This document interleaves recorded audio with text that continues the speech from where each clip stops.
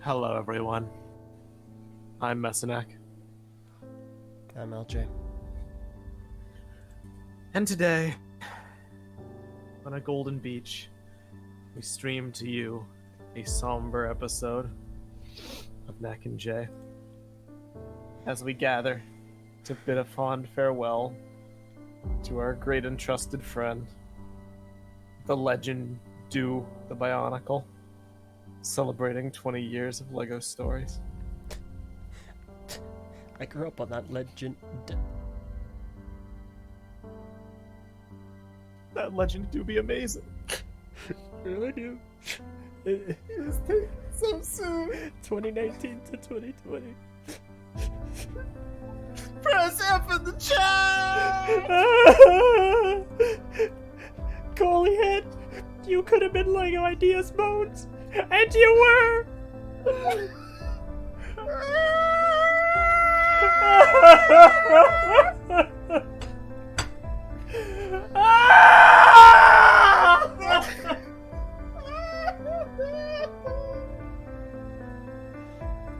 Alright. So, the music is copyright free. However, I am required to mention it was done by the channel Zurda. It's going to be Zurda. So, there we go. Thank you, Zurda. Thank you for providing funeral, no copyright music, free music. Dude, I love funeral, no copyright music, free music. It's my favorite track ever. You know what my favorite track is? What? The Sakoda's project becomes a Lego set track. You know what my favorite track is? Move Along. That's what we need to do. Yeah. Alright. So. Also, welcome, everybody. The thumbnail's goofed. Well, of course it is. I'll fix it. Well, I'm sorry, man. It's okay. Once again, our prior selected topic gets preempted because of news. Although none have been so dismal as this. Usually it's just some controversy or some, interesting thing worth talking about, or Faber's being dumb again. Yeah. But hey, stop bullying him, Meso. How dare you? I will continue to bully because I bully with love. Sure. I Yeah. bully with a hope that I will see the light at the end of the tunnel. Yeah. You bully out of hate. Nope. So this week we're going to be talking to you all about what happened, what the deal is, what went wrong, and where do we go from here regarding Sakoda's Legend of the Bionicle project on LEGO Ideas. But before we get to that, hit us with the plugs. Alright. So, if you're listening to this, hopefully everything is fine Copa-wise. It has been generally, however, it's worth mentioning regardless. Make sure you head on over to TTV message boards at board.ttvchannel.com. We got a bunch of good things going on. You just need to be 13 years or older, and you need to read our rules. Right now, we are in the thralls of the first canon contest to determine the appearance of Toa Helrix. The polls have now opened. They have begun. Right now, it's a bracketed system, and the way that works is we have 8 polls. Each poll contains 16 entries, except for one which contains 15. And you get to vote for 3 entries in each of the polls, for a total of, I think, 24 votes. In any case, you do that, we take the top 4 from every poll, and we move them forward. And we do that until we come down to 1 entry above all, and we move on to the next stage of the contest. So head on over there, cast your vote. Your votes have a lot of power, people. Vote, and vote for things you actually want to see be the appearance. My goodness. Excuse me. Indeed. Second, head on over to Patreon at patreon.com/TTVchannel. Lowest $1 a month, and you can join our Discord server as well as our Minecraft server on the islands of Motunui and Voyanui, with more to come.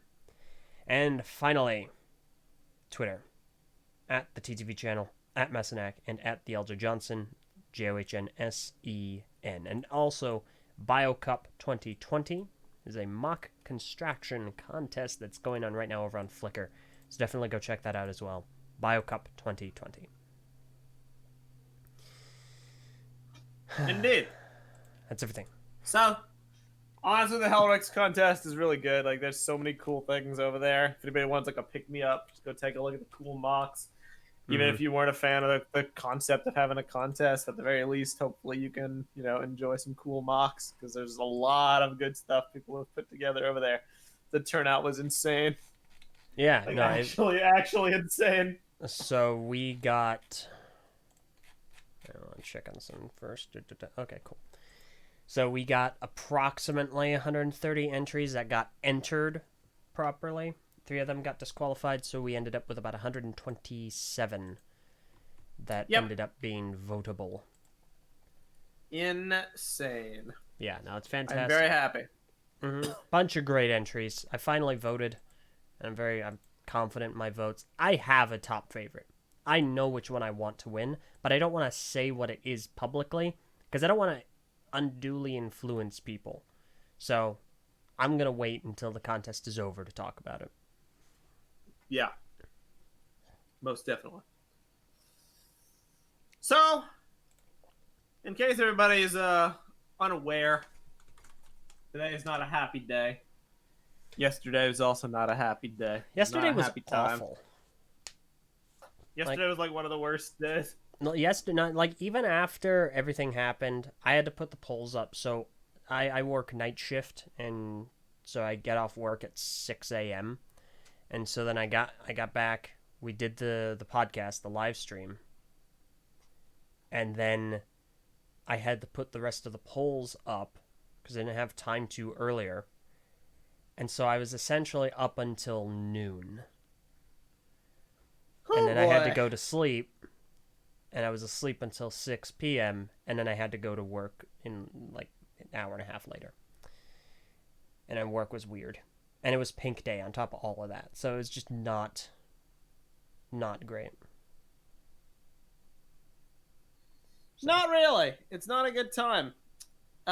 So for people who aren't aware, which I doubt anybody is, but I usually just like to give kind of a backdrop of context, because everybody's video is somebody's first, which I probably said that wrongly, but basically here's what's happened. Over the past few months, about the past, I think 9 months, 8 months, somewhere around that, we've been following a LEGO Ideas project for Bionicle, namely Sakoda's project, Legend of the Bionicle, celebrating 20 years of LEGO Stories, which was posted to LEGO Ideas, got 10,000 votes in 20? Maybe not record time, but super fast. Like 24, 25 days.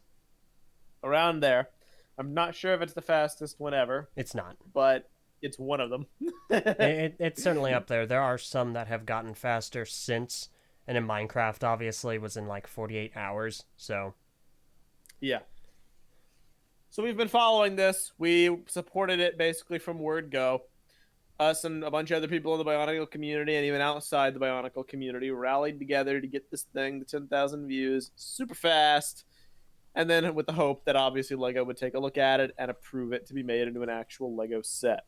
Well, we've been waiting anxiously over the months for the review result period to conclude and for them to announce the winners. We speculate it probably would have happened already had it not been for, current world events, but we have no proof of that. Either way, it felt like an eternity. So, finally yesterday, 2 days ago, they announced, hey, we're going to announce the results on the 23rd at 9 Eastern, and then it was like, psych, it's actually 10 Eastern, and we all thought it was 9 Eastern, so we just waited around for an hour. We did a live stream. We got up really early. We were all nervous. That's up on the channel if you want to see our pre-reveal discussion and our guesses, which is probably very awkward to listen to now. Aged like milk. Did not age well at all. But if anybody wants some hyper mega cringe, you can go listen to it. There's no way they could make XYZ. There's no way they're going to make Seinfeld. There's no way they're going to make the typewriter. Oh. Yeah. So anyway, they announced the results. Our mood crashes like a tsunami. Bionicle does not get approved. The 3 projects that got approved are the McAllister's House from Home Alone, Seinfeld 30th anniversary set, and Lego typewriter. Those three are the ones that got approved, and every other one, including Zelda, including Futurama, including Ratatouille, and including, of course, Bionicle, was not approved. We did not take the news well. We were all very sad. We banked a lot, on this emotionally. Even people who didn't think it was going to happen were still obviously let down by it. It was the culmination of the community rallying together in a way to actually get something to happen in a constructive fashion instead of just spamming, Lego with petitions, which I always said was a terrible idea. At least Lego Ideas is going through proper channels, so we were very optimistic that this would be a way to maybe get something to happen. But it didn't. There's positives, there's negatives. We're going to hopefully get into that in this video because our mood is calmed enough to where we can actually have discussions about it. But beforehand, I do want to read Sakoda's response, which he posted on Twitter, which I read in my news video, but I think it's important to read it here too because it's a good general breakdown. It's like the third time you've read this. It's a good message. I know. Says, the journey of my ideas project is now at its end, and although this is not the end we wanted, I would do it all again. It is said that all endings are merely beginnings, waiting to be born. One of my main goals was to show how many people out there still care for Bionicle, and I think that was a success. This does not have to be the last Bionicle project to get to this point. We know we have the numbers for it. I want to ask you to please stay respectful while discussing the decision, whether you liked the project or not. We need to show that we're reasonable if we want another chance at this. The model being rejected does not mean Lego hates Bionicle. Ideas projects can be rejected for a lot of different reasons, and we know there are people working at Lego that absolutely love Bionicle. Overall, I met so many cool people because of this project, so many passionate fans, and got so many nice comments. The day the project hit 10K was probably one of the best days of my life, and I will remember it forever. This is not an ending for Bionicle. Bionicle's far from over. We have a canon contest with 130 entries, ambitious fan games, a cool new 3D modeling community, and community websites and hubs that keep everything going. If you ask me, there's a lot of new beginnings. I also want to congratulate the chosen projects. Every one of these projects had a hard journey behind it and completely deserves to be an official Lego set, and I'm happy for the supporters and creators of these projects, that their dreams can now come true. Additionally, not Sakoda related, but obviously the community did not take things well, and people were expressing their discontent on Twitter. And we actually did get a reply from the design manager on the Lego Ideas website, namely Samuel Johnson, who has a Twitter handle of Spider Sam Lego, if you want to look him up. Somebody asked him, what was the reason for the Legend of Bionicle not getting approved? And Sam Johnson replied, as mentioned in the live announcement video, there are many criteria as to how we make the decision. Unfortunately, I am unable to comment on individual submissions. Note, this does not mean that Lego Ideas will never be able to launch a Bionicle-related project or product, he says. Which, Eljay mentioned this before the podcast. We were talking. It might just be something he, has to say. Might be, like a PR reply or like form letter. We're certainly used to those. But it is somewhat refreshing to hear a message that, it might not have necessarily been just because it's Bionicle. Like, you didn't have to add that last bit. Yeah. He could have just left it at the first bit. I know a lot of people feel as if Lego just has it out for Bionicle, and I have also thought similar things at certain points, and we'll get into that throughout the discussion. We'll get into that. Because there is stuff to analyze there, but my hope is that that's a genuine response, and that maybe whatever reasons... Thank you. Maybe whatever reasons prevented Sakoda's project from getting approved have to do with more of the model itself, as cool as we think it all is. Maybe Lego just wasn't convinced that it could work for whatever reason, and maybe other Bionicle projects can stand a better chance. So, I do want to very briefly cut in and say this. it should go without saying, and I haven't seen anyone doing this. But I haven't, just because I haven't seen it doesn't mean it isn't happening. I doubt it has been happening, but I really want to stress this point. Really do. Do not harass Samuel Johnson. Do not harass Hassan Jensen, who was the Lego Ideas engagement manager that made the announcement with Samuel. Don't harass any of the creators of the Lego Ideas projects that did pass through. Don't do that.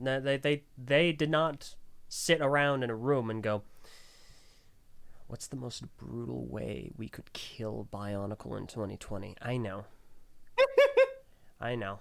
We're going to take the Bionicle project and we're going to make it try and break into the McAllister's home. And then Kevin is going to throw a typewriter down the stairs and hit Bionicle in the face. And Jerry Seinfeld is going to tell a joke in the living room about it. So I just really want to stress that point. Please don't do that. That is it's just a nasty garbage thing to do. So I mean, it's just not worth it. Like, it's not gonna get us anywhere. I'm sure the people who won are just as excited about winning as we would have been if we won. The decision is not part of theirs, and for what it's worth, the mocks that won are well designed. Like the typewriter, as much as it's being memed, and it is freaking funny to see all the typewriter and Seinfeld memes. It's not like the mocks are bad or not deserving of being Lego products. It's just that it's like I said in the news video, it's an ideological thing. That's the thing that is really worth discussing and expressing discontent about. Not that these models were selected necessarily, but that these concepts were selected in favor of other concepts, which might not seem like that big of a difference, but there is a difference because one is personal and the other is not. Yeah, exactly. And yeah, like looking at all these entries, they're very well designed. Like they're impressive. It's the typewriter's cool. I mean, the typewriter is technically a very impressive design. Yeah, it is. And it all is. It seriously all is. We're just frustrated because obviously it's not what we wanted. Also, kind of perplexing, and it has some. There's some commentary to be made there about what was chosen and the optics as they appear to us. If that makes sense. There's trends that have been going for a while. Yeah, and I think that's probably a good place to start. Honestly, yeah, I suppose so. Would be the Lego Ideas platform. My issue with this, and it's an issue that a lot of people have had with Lego for years, like the last decade, about the last decade was when this really kicked off. Was, wow, there's so many licenses in Lego. There's a lot of licenses now. The ratio of licensed themes to not is kind of getting a little skewed. And I never really got that. I never really understood it until now. Now that that personal connection has been made, and an original Lego IP celebrating its 20th anniversary was passed on, so that Seinfeld could celebrate its 30th anniversary. Let me see.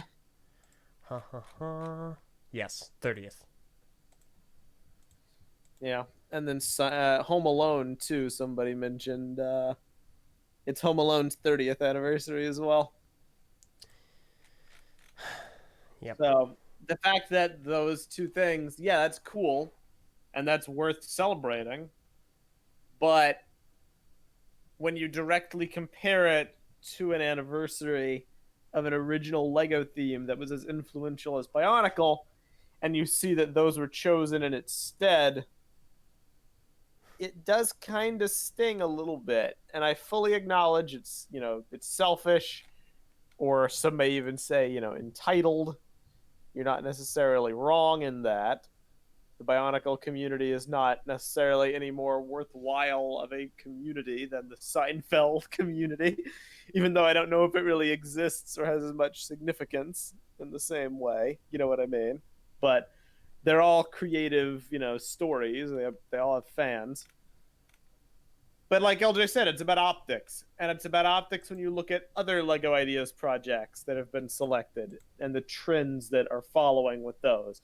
Like Big Bang Theory, like Friends, like even Stranger Things, as cool as that was. That wasn't even an Ideas project. No, but I don't think that was an Ideas project.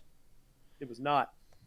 But it's the licensing of things that don't really fit within Lego's traditional mantra of production, but they're being used for one-off sets rather than themes that have some relevance to collectors or old school, nostalgia pop culture fans.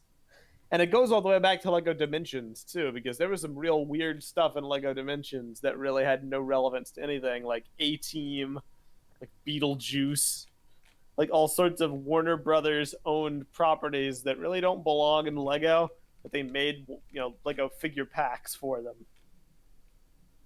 And people always scratch their heads, and we're like, why? Lego Overwatch comes out. It's a first-person shooter video game with guns, and they make a Lego theme for it. Why? Like, Lego is clearly redefining what they are in the modern era. And it's a trend that's been going on for a while. Mm-hmm. I think it's really coming to a head for us now because we're smacked in the face with a direct, consequence that it has on something that we love. That's why I think we're kind of, realizing it now. What's your take on licenses, Eljay?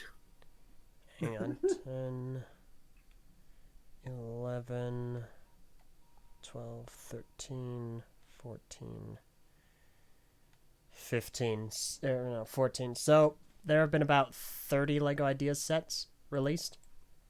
And 14 of the 30 are licenses if you discount NASA.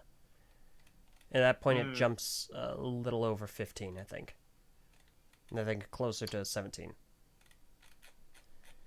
So, my general stance on licenses have been, I like them generally. Like, I like Lego Overwatch. I like Lego Minecraft. Lego Minecraft being one of my favorite system themes right now. The problem is the licensing choices that they're making are awfully confusing. Like, they just seem so at odds. Like, Lego Friends, Lego Big Bang Theory, Lego Seinfeld. These aren't shows, maybe with the exception of Lego Big Bang Theory. Maybe. These aren't shows that are gauged toward a younger audience. Like, Seinfeld? I'm not too sure that there is a young Seinfeld audience. No, it's geared towards older fans. Yeah. And I mean, that's really my biggest issue with all of this. These results, this was entirely catered toward an older audience. The only one I think is potentially a younger-centric model is the Home Alone one. And even then, it's a super large house. So it's going to be super expensive and super complicated and geared toward an older audience. So everything here is definitely catered toward older builders, older fans of those properties. Not older fans of Lego necessarily, but older individuals. There we go. Like Friends. Friends is a super massively popular sitcom. So that, and obviously popular enough still to have the set sell out entirely and go in back order 3 different times. But you're getting a lot of different people gunning for that set. It's not necessarily a younger audience. It's more often than not going to be an older audience that maybe isn't into Lego, but they like Friends so much they are interested in getting it. That way they can have their Friends reunion that they're never getting otherwise. That's what Nikon says in the chat about Lego ideas. It's like it's Lego for grown-ups who don't like Lego. Yeah, and obviously Lego's Like- hoping they're hoping two things. One, they're hoping it sells out again and again and again, of course. But of course they're also hoping that they can keep those people there. Like, hey, you liked this. What about this? You know? It's a springboard kind of a thing. Lego's hoping that by like acquiring all these licenses and making sets for them, that eventually there will be something that exists in Lego to be enjoyed by basically anybody from any age demographic or any sphere of interest. Be you super young kids with Duplo, or like 30-year-old, people who like old stuff, or even older than that, people in their like 50s or whatever. And that's their hope. My problem with that comes from the fact that Lego doesn't stay on shelves forever. These things have very limited releases. So by trying to hook people in, it's not like the person who... How should I put it? It's not like the person who will get into Lego because of Lego Seinfeld is then going to turn around and buy Lego Monkey Kid. But they might get into Lego and Lego Seinfeld and then buy Lego Home Alone, or buy Lego Stranger Things, or buy Lego based on other franchises that they may have watched. But the problem is, a lot of those may have already been retired. Like, I think the Stranger Things set has already been retired. Let me check. I don't think so, actually. And if it hasn't been, then I guarantee a lot of the older Lego Ideas sets have been at this point. And at that point, you don't really do much because people probably aren't going to want to pay ridiculous secondhand scalping prices for something that they only have a casual passerby interest in. So, not only is it not no longer being produced, like it's still in production, but it's it's on back order on Lego.com. Boy. All right, well, fair enough. Not that one, but I guarantee the full Lego Ideas suite is not constantly available at all times. Well, again, that's not Lego Ideas, I don't think. Stranger Things was a standalone. Oh, and on that point, my point might be proven then with other things. I forget what a lot of the Lego Ideas projects even are. I'll send you a list. Yeah, I'd like to see for I'll just discussion's post it here. sake.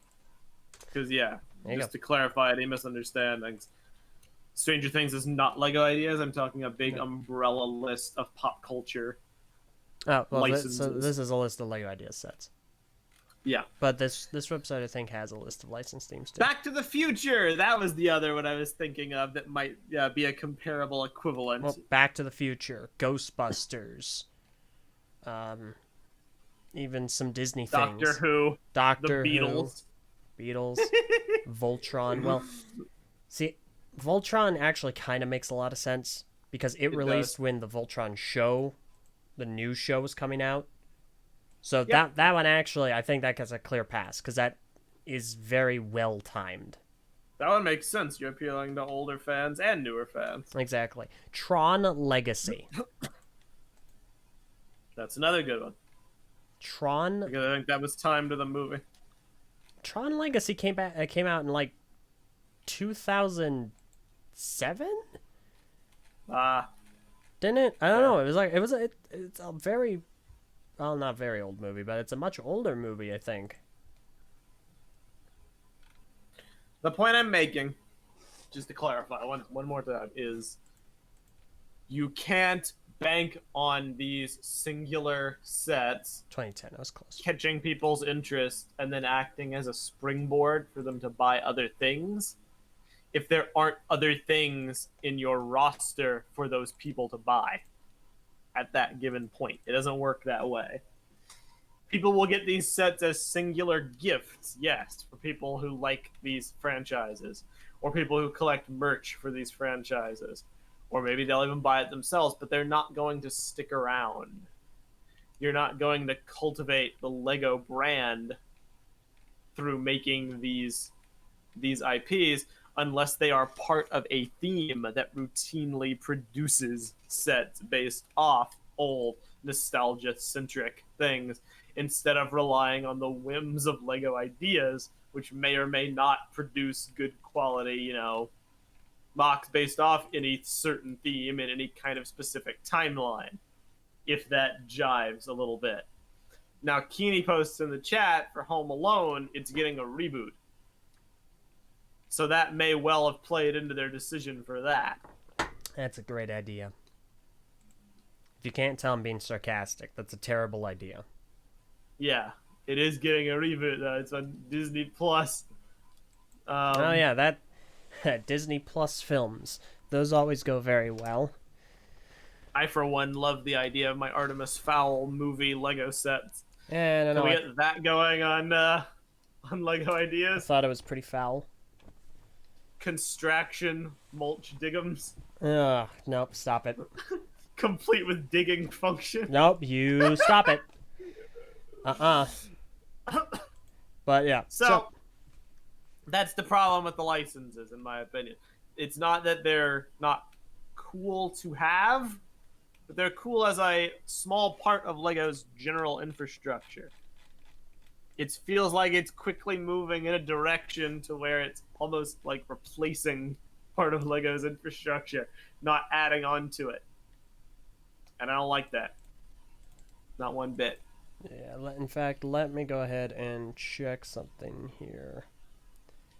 Themes. Alright, so on Lego.com, your themes are architecture, which is non-light. Well, I guess no. Architecture would technically be licensed since it's buildings, I guess, like real locations. Do they have to pay Tokyo to make a Tokyo skyline? That's a good question. Okay, we're going to disregard that for now. Batman, Boost, Brickheads, which is partially licensed, City, Classic, Creator Expert, DC Superheroes, Disney, Lego Dots, which is unlicensed, Duplo, unlicensed, Friends. I actually can't tell which. I can't tell on the website which Friends they're talking about, but I think it's the actual Friends theme. Frozen 2, Harry Potter, Hidden Side, unlicensed, Lego Ideas, which is obviously very partial. Juniors, Jurassic World, Lego Education, Lego Originals, Super Mario, Marvel, Mindstorms, Minecraft, minifigures Minions, Monkey Kid, Ninjago, Overwatch, Power Functions, Powered Up, Serious Play, Speed Champions, which is a license because they're actual vehicles. Those are, vehicle companies they have to license those out with. Spider-Man, Star Wars, Stranger Things, Technic, Lego Movie 2, Trolls World Tour, Toy Story 4, Unikitty, and Extra. So when you outline it all like that, you'll notice there is one definite shift. And this is not, like, I bet people who listen to this who are, like, actual, like, hardcore Lego fans are probably going to just think we're beyond stupid.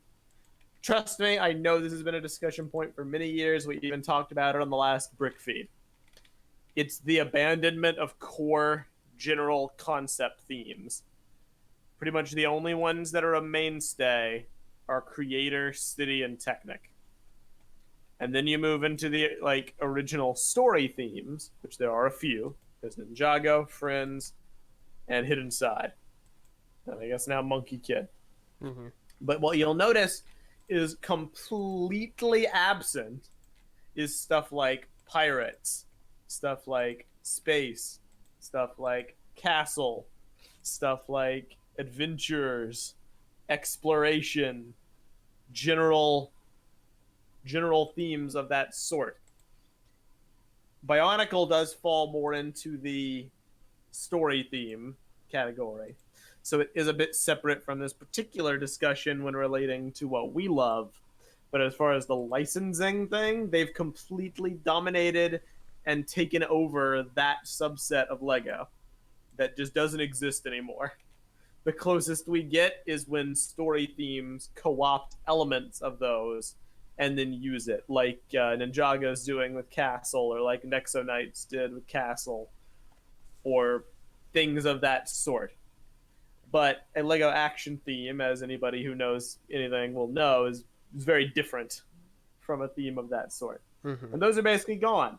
Licensed themes have taken over. Yeah. Now, Keeney in chat mentions one thing worth keeping in mind is that Bionicle was not a top-selling theme for LEGO after like 2006. I'd have to double check, but another Discord server I trawled through the yearly reports for the last like 15 years, and Bionicle stopped being mentioned at all about halfway through its run. And yeah, I definitely remember that as well. This has been discussed before. Mm-hmm. Now, that is true.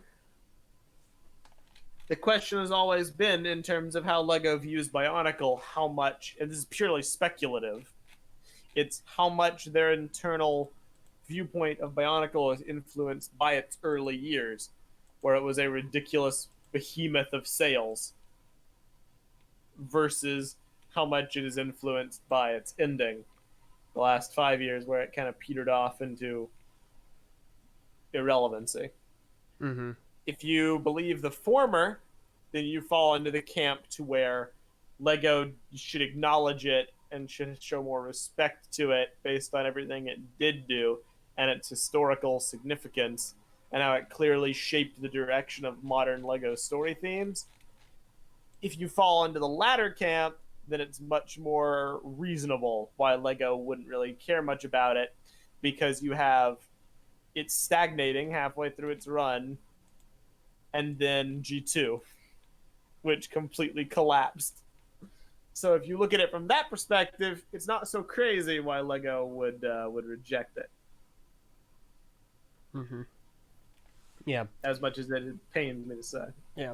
So let's go ahead. We've kind of shifted into the other side of this conversation, which is... That is true. We've gone from the winners, which, again, don't harass them. Don't do it. But we can vent. We can be stressed about this. We can be dismayed. And I'm going to get into that later. Trust me. Hope you're...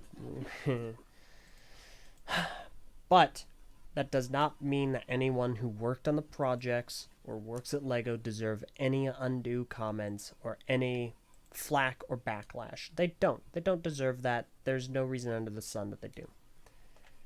Nope. We can still be disappointed in the results. That's still true. Indeed. Absolutely true. So let's get into why the project potentially did not succeed. And I think there are two main reasons, Meso, would you say? I'd say about two, yeah. Okay. And we're on the same page, so you can go ahead and first one outline. Being, this set is a very difficult set to market to a large audience. Obviously, it appeals to us. It was always going to appeal to us to some degree because we're Bionicle fans. It's a Bionicle project. It's a no-brainer. However, here's the thing about Bionicle, and I'm going to touch upon this again.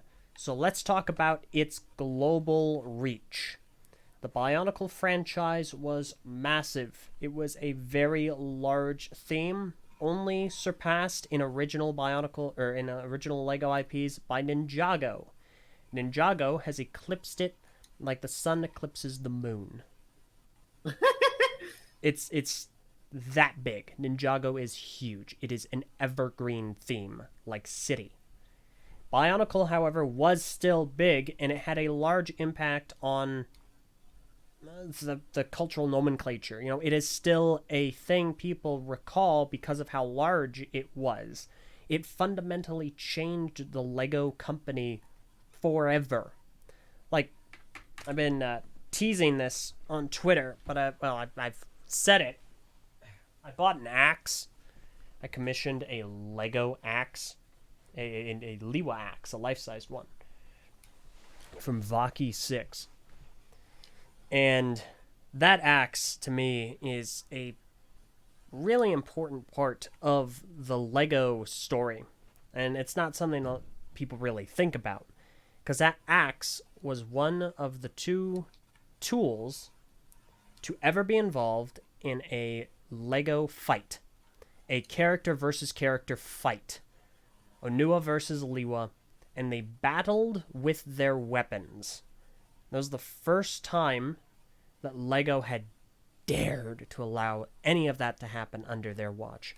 And it had a massive role in gradually shifting their violence policy. And that's just one way that Bionicle changed the company.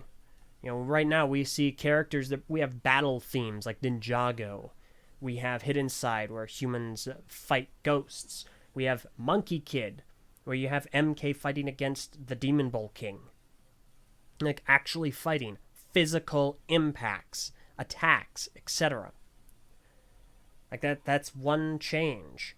Obviously, it fundamentally altered how the company works, how it works with third-party distributors, how it works with merchandise companies. Like, there are so many ways that the theme changed the company. It is infamous for how it did that. And it was massive. It was a huge product that saved the company from financial ruin, from bankruptcy. The company was in early talks to sell off, I think, to Mattel or Hasbro.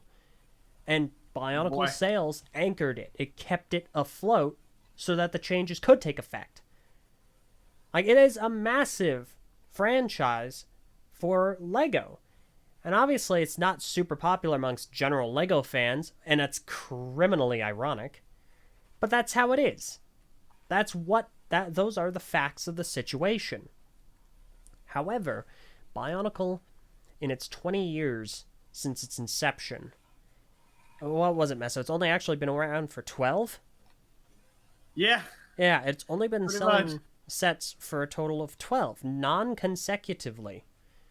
So, you have this large theme that hasn't even been around for... It's only barely been around for the majority of the time since it was created. However, it's obviously dropped out of the public nomenclature to some extent. You know, it's not in the public eye all the time, but you still have so many people that know it.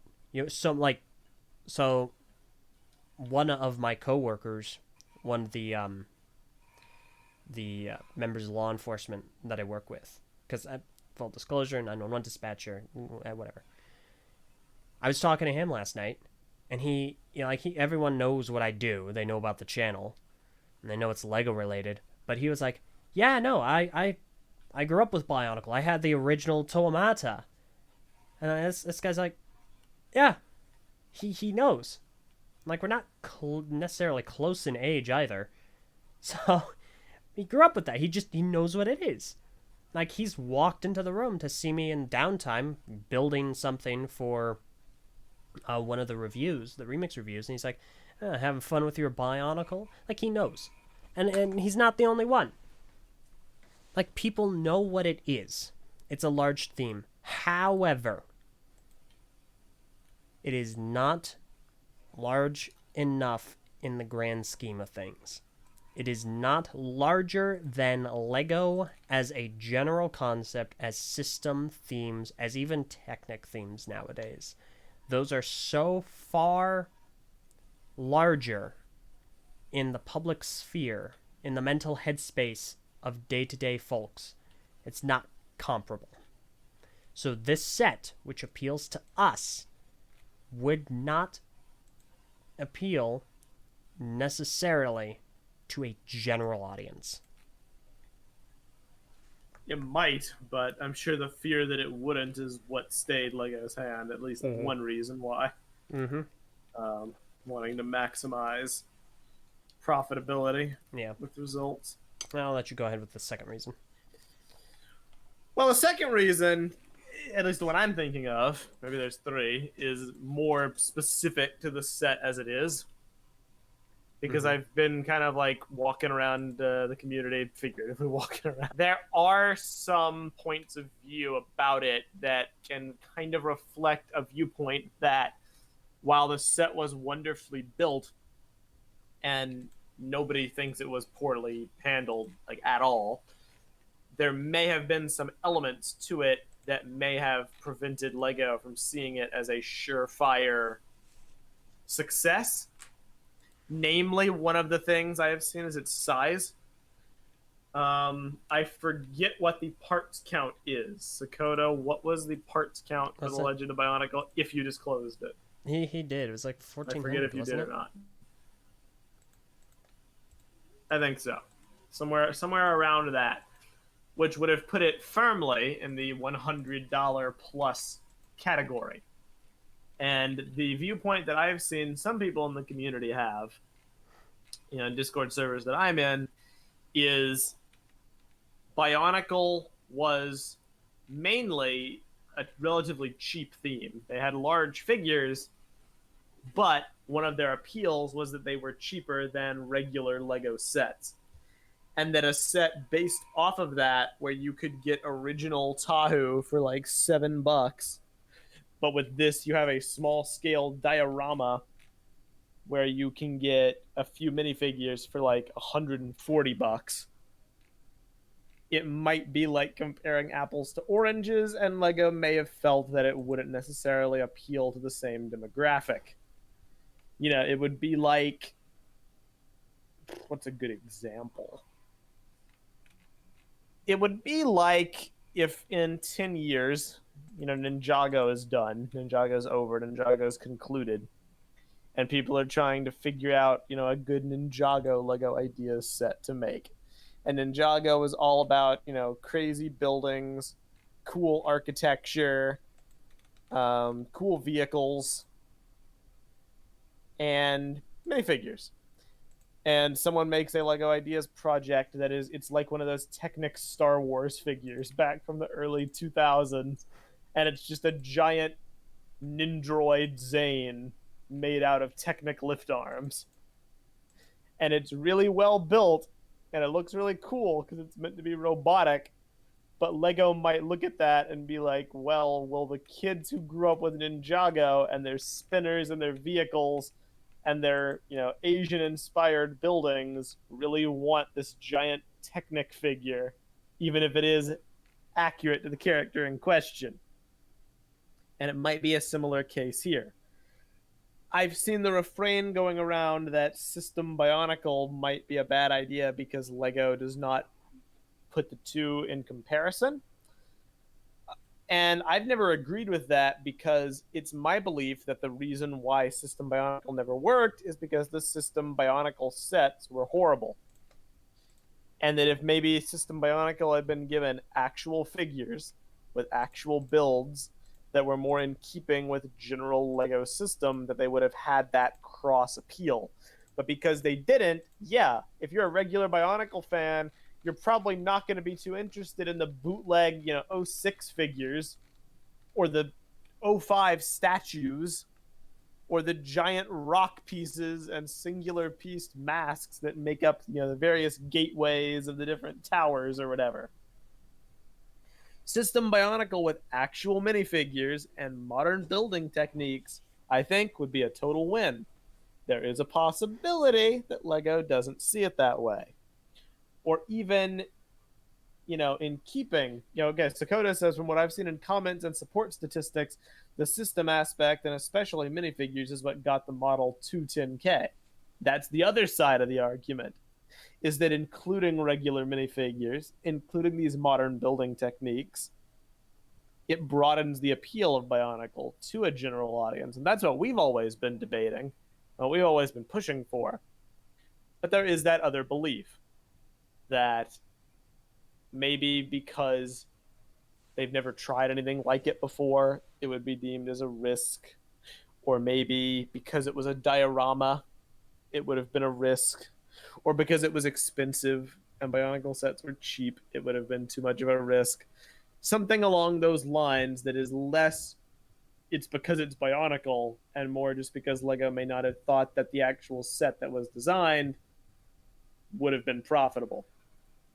There's another point that I saw in the Busy Power Discord server from community member Ankir.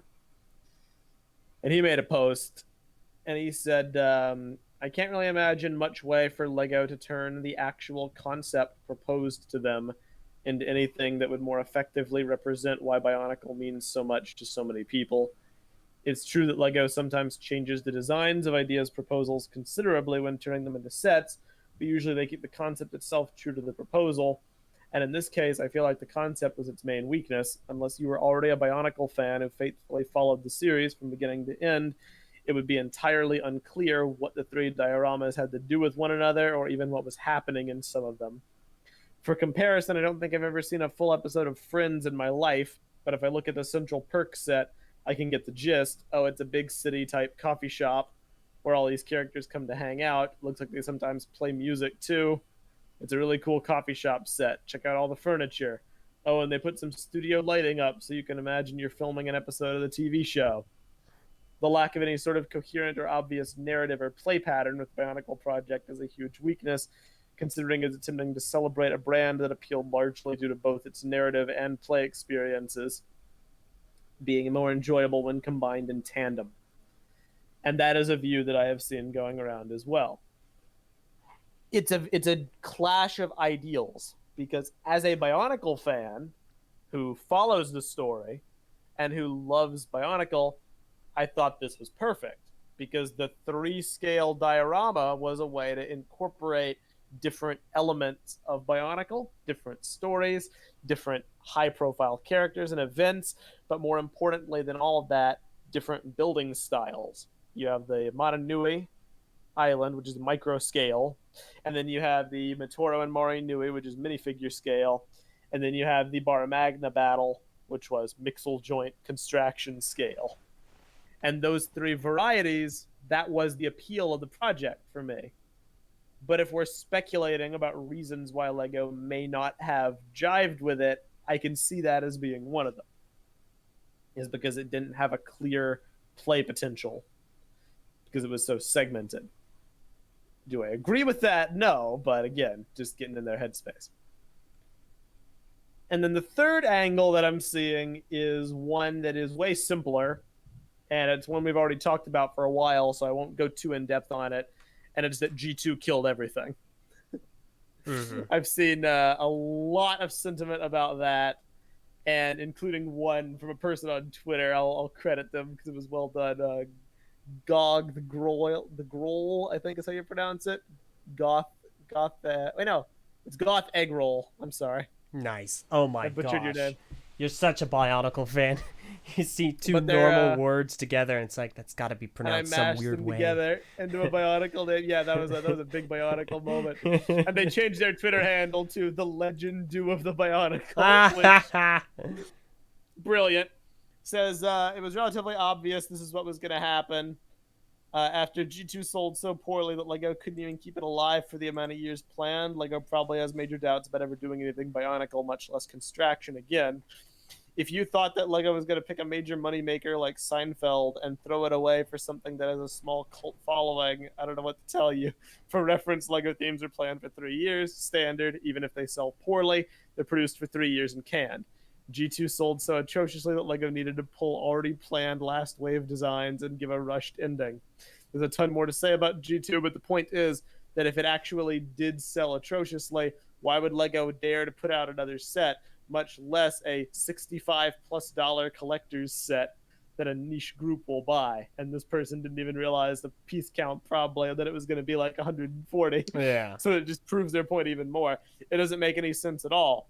It was cool seeing the community come together and support the set 10K, but that's all they had, a small cult following. 10K is by no means a lot of people to sell a mass-produced product to that rocketed the polls.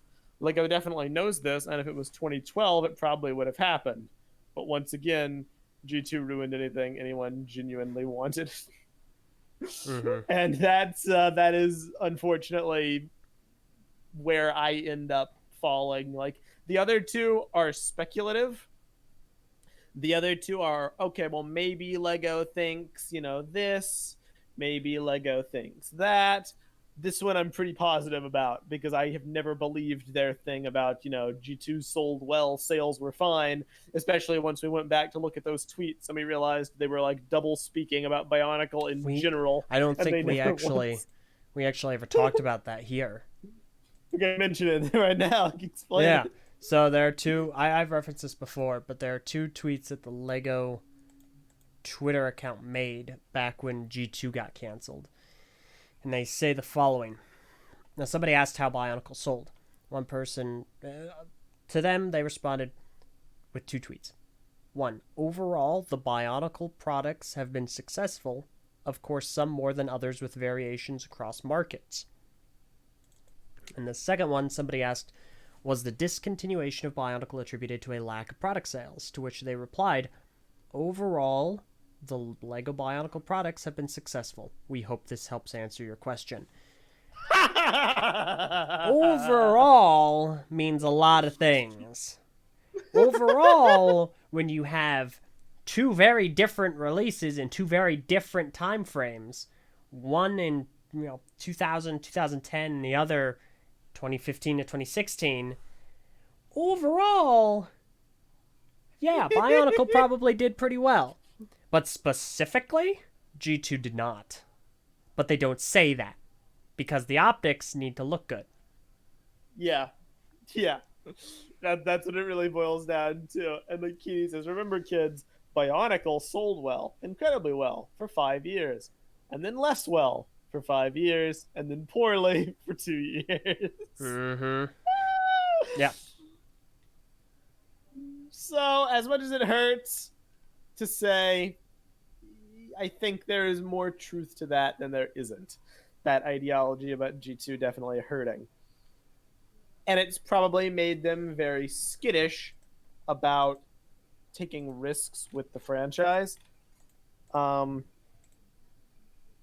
Like, I can see Lego being willing, I'm not saying they will, don't get me wrong, to take a risk with Bionicle and launch it as a theme. I can even see them wanting to take a risk with it and launch it as a minifigure theme. Do I think it's likely? No, but I can reason it out. I can think, okay, maybe in like 5 years, maybe in like 10 years, they can try it. But when you frame it like that, in that context, a huge set like that would have been minimum $140, that was framed in a style, a diorama style that Bionicle never had, let alone the minifigure jumping off point, and couple all of that with the last impact Bionicle had on them as a company being G2, yeah, I think that's probably, all those reasons combined, probably contributors. Mm-hmm. And as much as that hurts to admit, loving Sakoda's design, because I still think it was absolutely fantastic, and I think he achieved his homage honoration of the 20th anniversary basically perfectly. I would have bought that set in a heartbeat. No, of course. I would gladly take trying to reason it out and figure out why it didn't work over just thinking to ourselves, Lego hates Bionicle and they'll never do anything with it. I don't think they necessarily hate it. I don't think they necessarily love it either.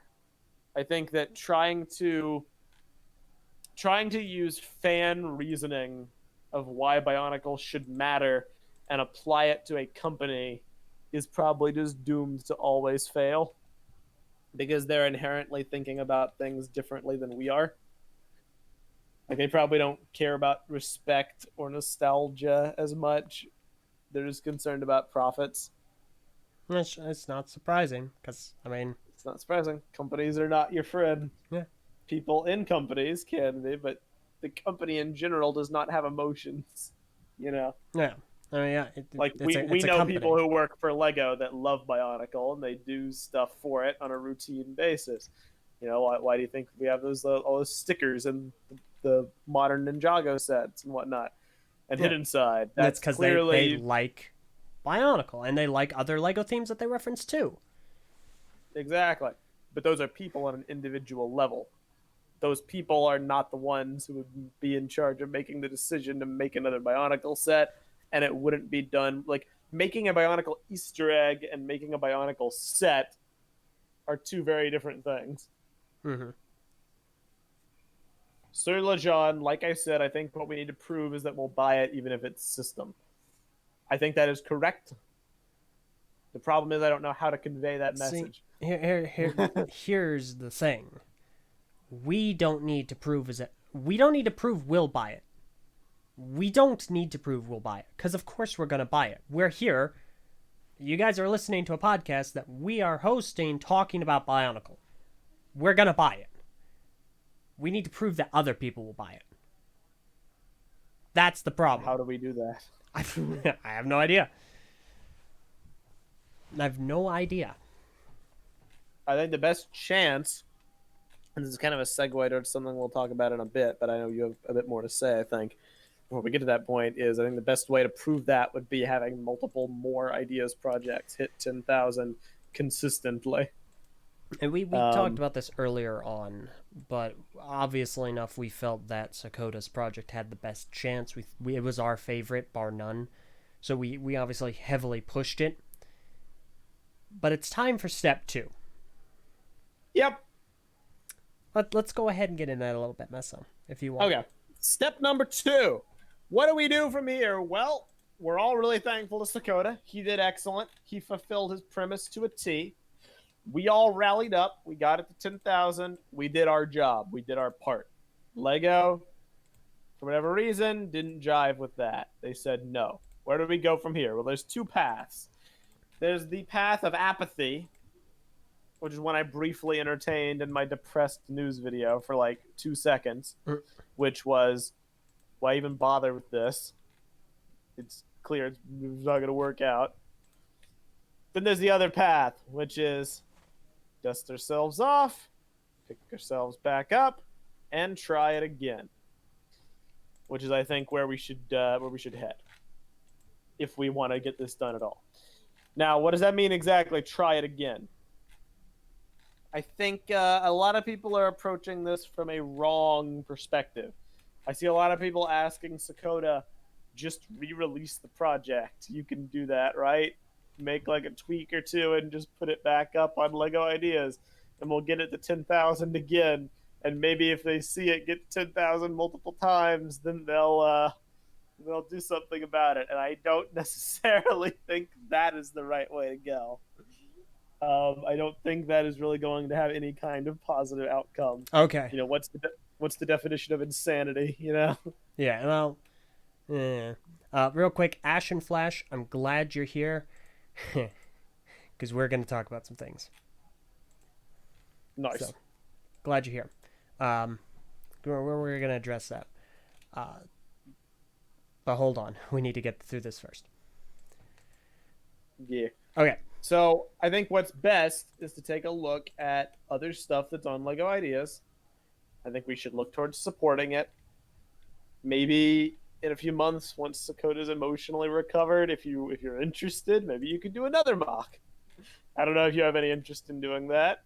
I know we would all love to see it, but you've earned a rest, so I think people should leave you alone for a little bit, let you recoup, let you recover, and I think we should move towards some things that are already on Lego Ideas right now and take a look at what they have to offer. And maybe some of those will go somewhere. So, let's talk about a few of those. Which one do you want to do first? Oh, I'm going in the order of which you posted them in the chat. All right, cool. So the first one I want to talk about is a more recent offering. We haven't actually mentioned it before. I didn't even see it until like a few days ago, TBH. It's the Legend of Matanui. And it is quite literally that. That's the project's name, but that's also what it is. It is the battle between Makuta and Matanui, with the Matanui stone and the Makuta stones and the smaller stones, which represent, the villagers and whatnot, as shown in the beginning of the Bionicle movies and Monog. Yeah. It's one of the most iconic scenes of Bionicle's mythology, condensed down into a small-scale display. Yeah. Now, this thing is cool. Few things. Project is called The Legend of Matanui. It's done by MNGX12. It's got 416 days left at 206 supporters. So we got a long ways to go. We don't have much time. I say we don't have much time, but that's not dilly-dally. We want to do this as quickly and as voraciously as possible. Agreed. So, really cool project. I like it. Again, we run into that issue of it appeals to us. Don't know how it's going to appeal to a general audience. But we're going to I definitely think it doesn't necessarily have a lot of play features. Excuse me. I think that if there was some kind of a way to make one of the statues fall over, I think that would maybe do more to sell the play feature. You know what I mean? Mm-hmm. But as a design, for what it does, I think it's pretty great. Now, some of the design elements could be improved. I think the Makuta rock is pretty perfect. The Motonui rock looks a little awkward in some points. The shaping is a tad too like bulbous. It sticks out a bit too much for what I recall it being. It's just a little uneven. That's all. Just But very it's minor still tweaks. well done. Mm-hmm. But I already see a comment in the YouTube chat. I think this is rad and I've supported it, but the issue is that it doesn't have the Toamata, which is the face of the franchise. Correct. And another one from Dr. Ongo Bongo. Why would non-Bionicle fans buy basically a bunch of meaningless rocks? Exactly. So and those are valid counterpoints. And listen, totally valid, totally get it, worth discussing. It's a Bionicle project on ideas. Support it. Yeah. That's really all we're doing here. Trust me, we can critique and discuss and really dig into these all we want. The point of this right now is not to do that. We're commenting briefly on them, but it's to show everyone listening right now, listen, there are these projects here. We're going to continue talking about them. We're going to continue to push them because this was always the step after if Sakoda's project didn't go through. It didn't go through, so now we're moving on. Now we got to continue making Bionicle, and we said this early on, make Bionicle a regular name in ideas results. Yep. If they see it multiple times, it'll make an impression. Yeah. So now we can move on to the next one, which is Micro Motonui. And let's see who this is made by. I want to get creator name. Micro Motonui by HP Blue. Okay, it's got 371 supporters with 323 days left. This one is very cool. I like this one because obviously it's the island of Motonui. Very iconic. You know, it's a nice map. Again, we run into the same problem. Iconography, it matters to us. It may not to a general audience.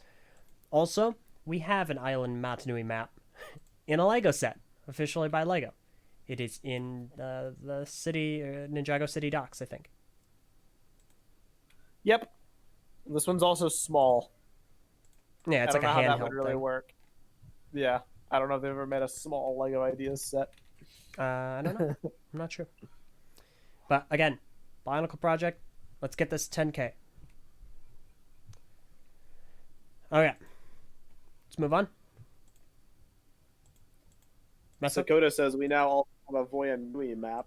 Could you link that one? That's cool. No, not. It's not an ideas project. It's a sticker in the plane. Sorry. That's what he's talking about. Oh, yeah. My B. Next one is the Lego Bionicle Brickheads 20th anniversary set by Merovinci. Yep. It's got, and you can get that one up. Yeah, I know I have it up. It's 483 supporters with 278 days left. So we got a ways to go. This one, Indeed. I think this is really smart. I just don't know if they do brickheads. Nor do I. But I like them. I like them a lot. That's basically all I have to say about it. TBH, they're brickheads. They're very self-explanatory, but they're very cool, and I like how they preserve the stature of certain characters. A brickhead style. So the next one after that is the Tahu 20th Anniversary UCS Edition. And this one is made by Nux 400. Now, this one has 802 supporters with 187 days left. This one, I think, has the best chance and also one of the weakest chances at the same time. It has a great chance because it's Tahu, the poster boy for Bionicle. And it's a large construction-looking figure. And that's what kills it. It's a large construction-looking figure. It's borderline a recreation of the original Mata set. It's large and very potentially unstable. Because we recently had something come through. It was a Natto Mini. It was a minifigure anatomy, and it was this large statue with a minifigure kind of cut in half, and you see like the blood and guts and stuff, you know, the inside, the skeleton. And they really spent a lot of time trying to make that work, and it just couldn't. And that was a minifigure. This would have far more weak points to possibly crumble. That being said, it's super cool, super impressive. I wanna talk about this one a little bit because it got some flack a few months back because there are some elements of it that are a little awkward, like the head, like the joints, Torso. like the legs, torso. The dude isn't done. The dude is still like refining it. The dude's making it. He just posted a new update yesterday as a result of Sakoda's project, and you can view it on the Lego Ideas page. And he basically says, I kind of gave up on this project a few months ago. It wasn't doing anything in particular, just sort of burnout. I have trouble with focusing on large projects for long periods of time. And then he goes on to talk about how Sakoda's project not getting put through is a tragedy, how it totally should have won, but it's also rekindled his motivation because he's got 188 days left unless it gets extended, and I'm not going to sit here and let it rot. I'm going to dig up my files for this, and I'm going to try really hard to get this thing out there. Heck yeah. And if I don't make it to 10K, I'll release the files publicly so people can still build it themselves. Wonderful. And he says, if you want to help, leave me feedback either here or on my Reddit account. I want this set to look as good as possible. If you're interested in helping design parts of this set, you can. Lego Ideas accepts collaborative work. Yeah. So there you go. Absolutely. It's not done. It definitely looks like this is a big brain moment. But give it support. Let's get it there. This one I would actually stress more than some of the others because it's 20th anniversary, so we should try and get this to 10K as soon as possible. So, pretty much. Okay. Now, the next one. Let's see. Next one is the Madanui Rising, Bionicle 20th anniversary. And this one is by Student Scissors. Yep, this has 1,893 supporters with 348 days left. So it's doing good, but we got to keep going. This one is plain and simply put, the Great Spirit Robot. Yep. On a relatively large-ish scale. I don't know what a good point of comparison would be, but he includes comparisons to Bionicle masks, so it's at least bigger than those, relatively speaking. It's larger than a Tomata, and I think it would be slightly larger than a Toa Nika. Yeah. So this one's pretty cool. Is it perfect? No, but I think it does the job of emulating the Great Spirit aesthetic on the scale that would be required for a model this size. If it could be bigger, it would of course be better, but it's not, and I think for the scale, it's definitely something that is awesome. And I would love to see something like this go through. It is really cool. Again, we're running into that issue of iconography. This is definitely something iconic to us, but it was not a mainstay in the public sphere. Yeah. But either way, go support it because any little design quibbles you have could be resolved in the iterating process. Exactly. You know? Absolutely. So you lose nothing by supporting it. Yeah. And there's a lot to gain. And there's a lot. All right. The next one is Bionicle Tawamata. And this is by OP812. So this has 3,603 supporters and has 335 days left. So it's doing pretty well. This one's doing the best, I think, out of any right now. Just beaten by one, just by a smidge. Okay. It's up there. Sadly, this is probably also the least likely to actually get through just because it uses a lot of old Bionicle pieces, which may or may not still be in production. But still go support it because at the very least it will get it on LEGO's radar. You lose nothing by supporting it. It just takes a click of a button. It will communicate adequately the message of Bionicle. It'll even have the telemata. Who knows? Maybe they would even take this and redesign it to have like mixel joints or whatever. Mm-hmm. They could do a lot with this concept, if not this exact interpretation of it. Do I think they would release a 6-character mega pack? No. Do I think you should not support it? Also no. So go support it. Yeah. Even if you think it's unrealistic, which I do. Don't get me wrong. Yeah, no, I get it, but yeah, no, I'm supporting this. And then the last one for today is going to be Bionicle Toa in the Temple of Time by Grumble Briggs, which I did not think actually had as much support as it does. Yep, and I'll click that. So this one has 3,826 supporters with 332 days left. This was definitely one of the main contenders when Sakoda launched his. We've had some opinions on this, but again, it does not matter. It is a Bionicle project that we want LEGO to see. Exactly. Like, don't get me wrong. Do I want HF figs? No. And do I think they will make HF figs? No.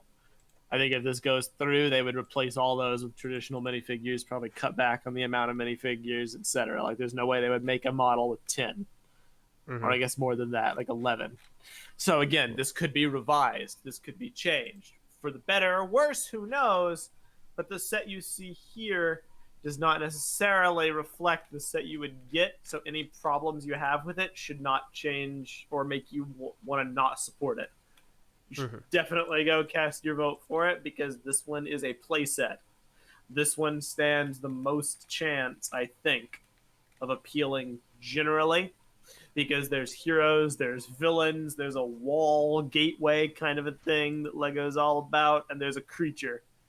Even if you don't know anything about Bionicle, there's conflict in a box here. Yeah. So, by all means. Yep. Go for it. Yeah, absolutely.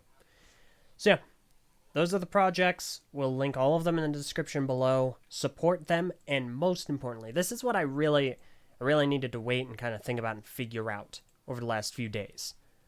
Keep making more. Just keep making more. If at any point LEGO says, yeah, okay, we're not interested in doing Bionicle projects, fine, fair enough. But until that point comes, keep making more. Make as so many of them. Make them as impressive as you can. Just keep doing it. Just keep creating. Keep contributing. Keep designing. Keep putting more ideas out there. So, just do whatever you can. 100%. I'm thinking I'm gonna start. I was working on one. I think I might finish it up and finally publish it. Oh yeah, LJ Mock. Yeah. Prentice makes an interesting post in the Discord chat. Maybe Sakoda should spam submit his G3 box and see if we can get all those up to 10,000.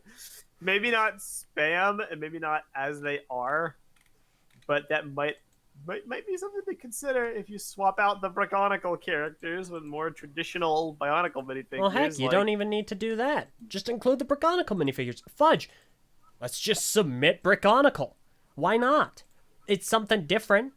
Well, I'm thinking more for the fact of people rallying support behind it. They might want traditional designs, but you are right. It would be something different.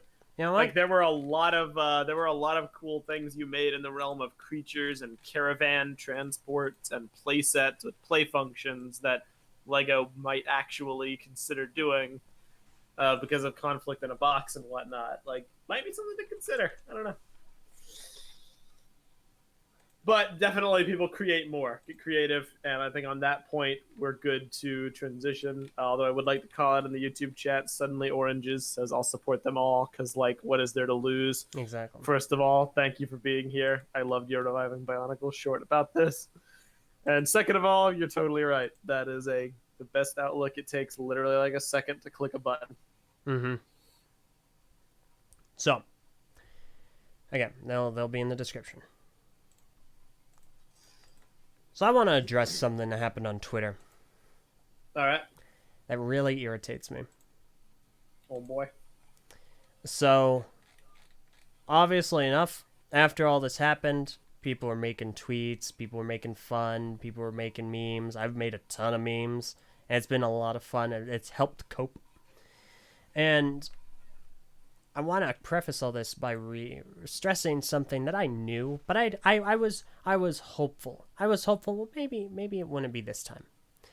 Maybe not this time. Maybe I'll have a reasonable conversation. Maybe this will be productive. Maybe this will be good. Because I know the guy who the discussion was with, we've been friendly. He's been on my show. I thought, all right, this will be good. I was wrong. So on Twitter, somebody posted to another tweet, "No disrespect to the person who designed the typewriter, but I hope people vote with their wallets and not purchase it. LEGO needs to listen to the community." This was in response to a tweet by M&R Productions, Ryan, who said even in its return, LEGO Bionicle couldn't compete with typewriters. And he showed the Google search trends. It's super funny. It's really good. So this other person, who I don't want to name, said that. And YouTuber Ashen Flash, he's a YouTuber who's more of a general LEGO YouTuber, in a very similar vein to Just Too Good and M&R Productions, replied and said, "I had to respond to this. You realize the typewriter hit 10,000 same as any project. If LEGO picks any of those sets, they're listening to the community. Just because a set you wanted or a cult group of LEGO fans wanted doesn't get made does not at all mean they aren't listening." And here's the problem.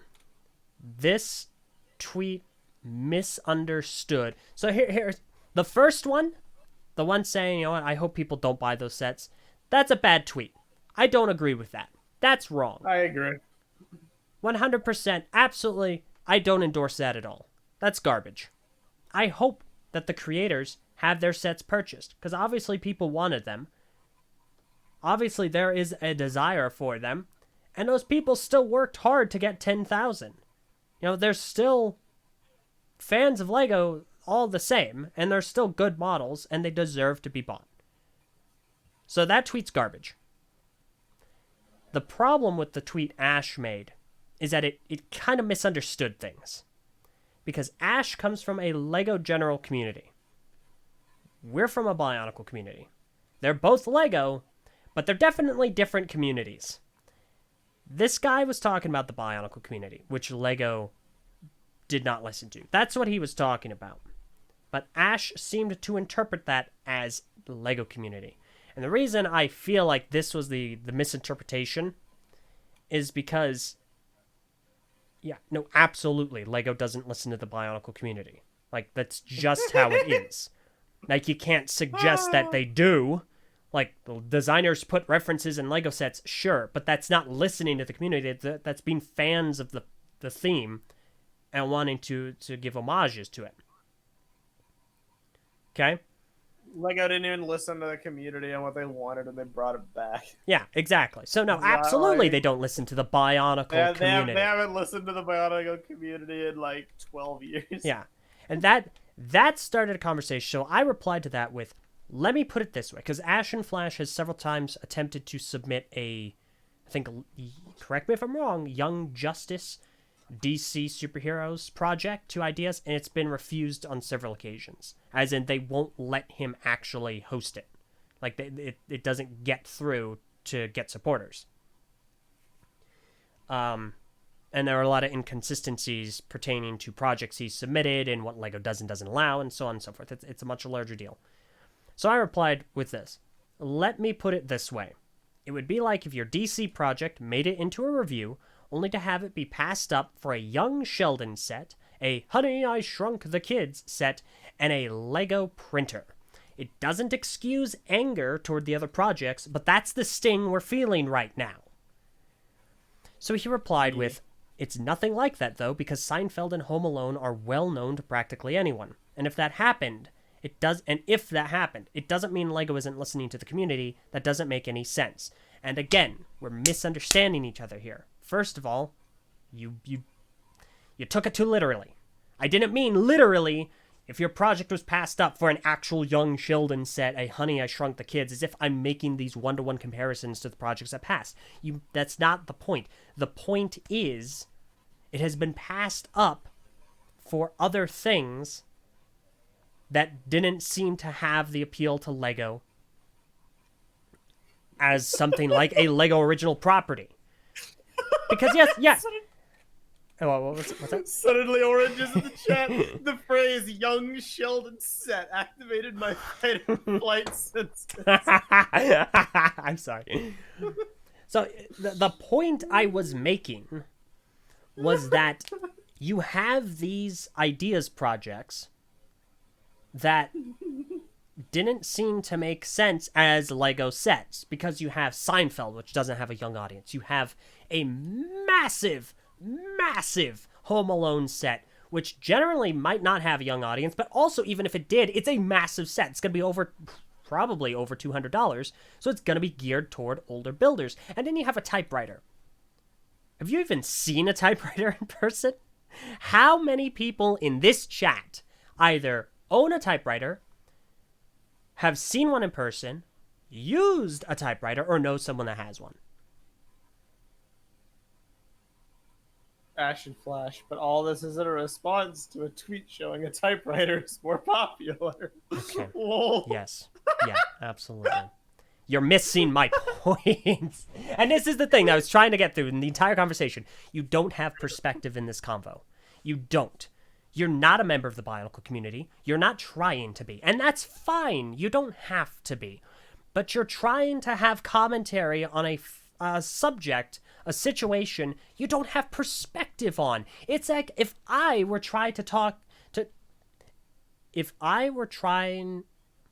attempted, there we go. If I have attempted to talk about the state of DC Lego sets and DC TV shows, I don't watch DC TV shows. I've never seen Arrow. I've never seen The Flash. I've never seen Supergirl. I've never seen any of the others. So for me to try and suggest, I personally don't believe that the writing is up to par. I personally find Agents of S.H.I.E.L.D. to be a far more superior and intellectual show than DC. I don't have the perspective to say that. I don't have any perspective there because I'm not a member of that community, and I'm not a fan of those franchises. I'm not watching those shows.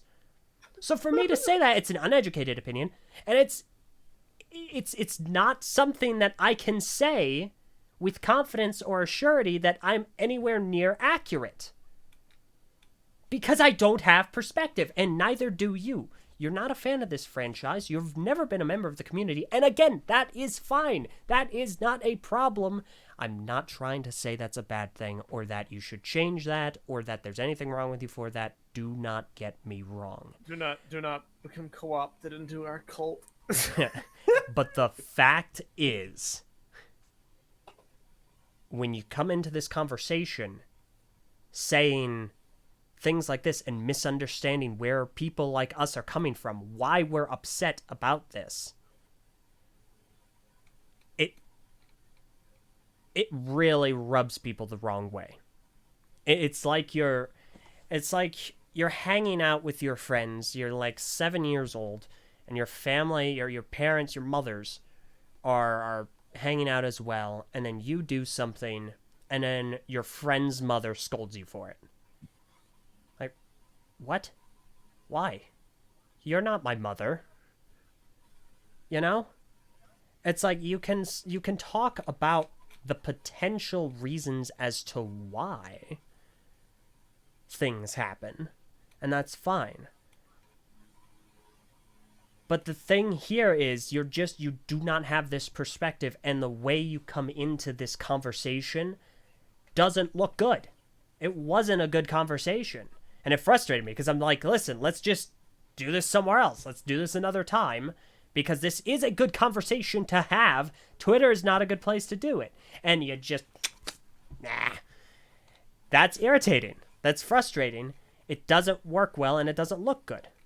And then later on... Well, Well, you finish. Okay, and then later on, we're talking about the people that were being vitriolic in comments, in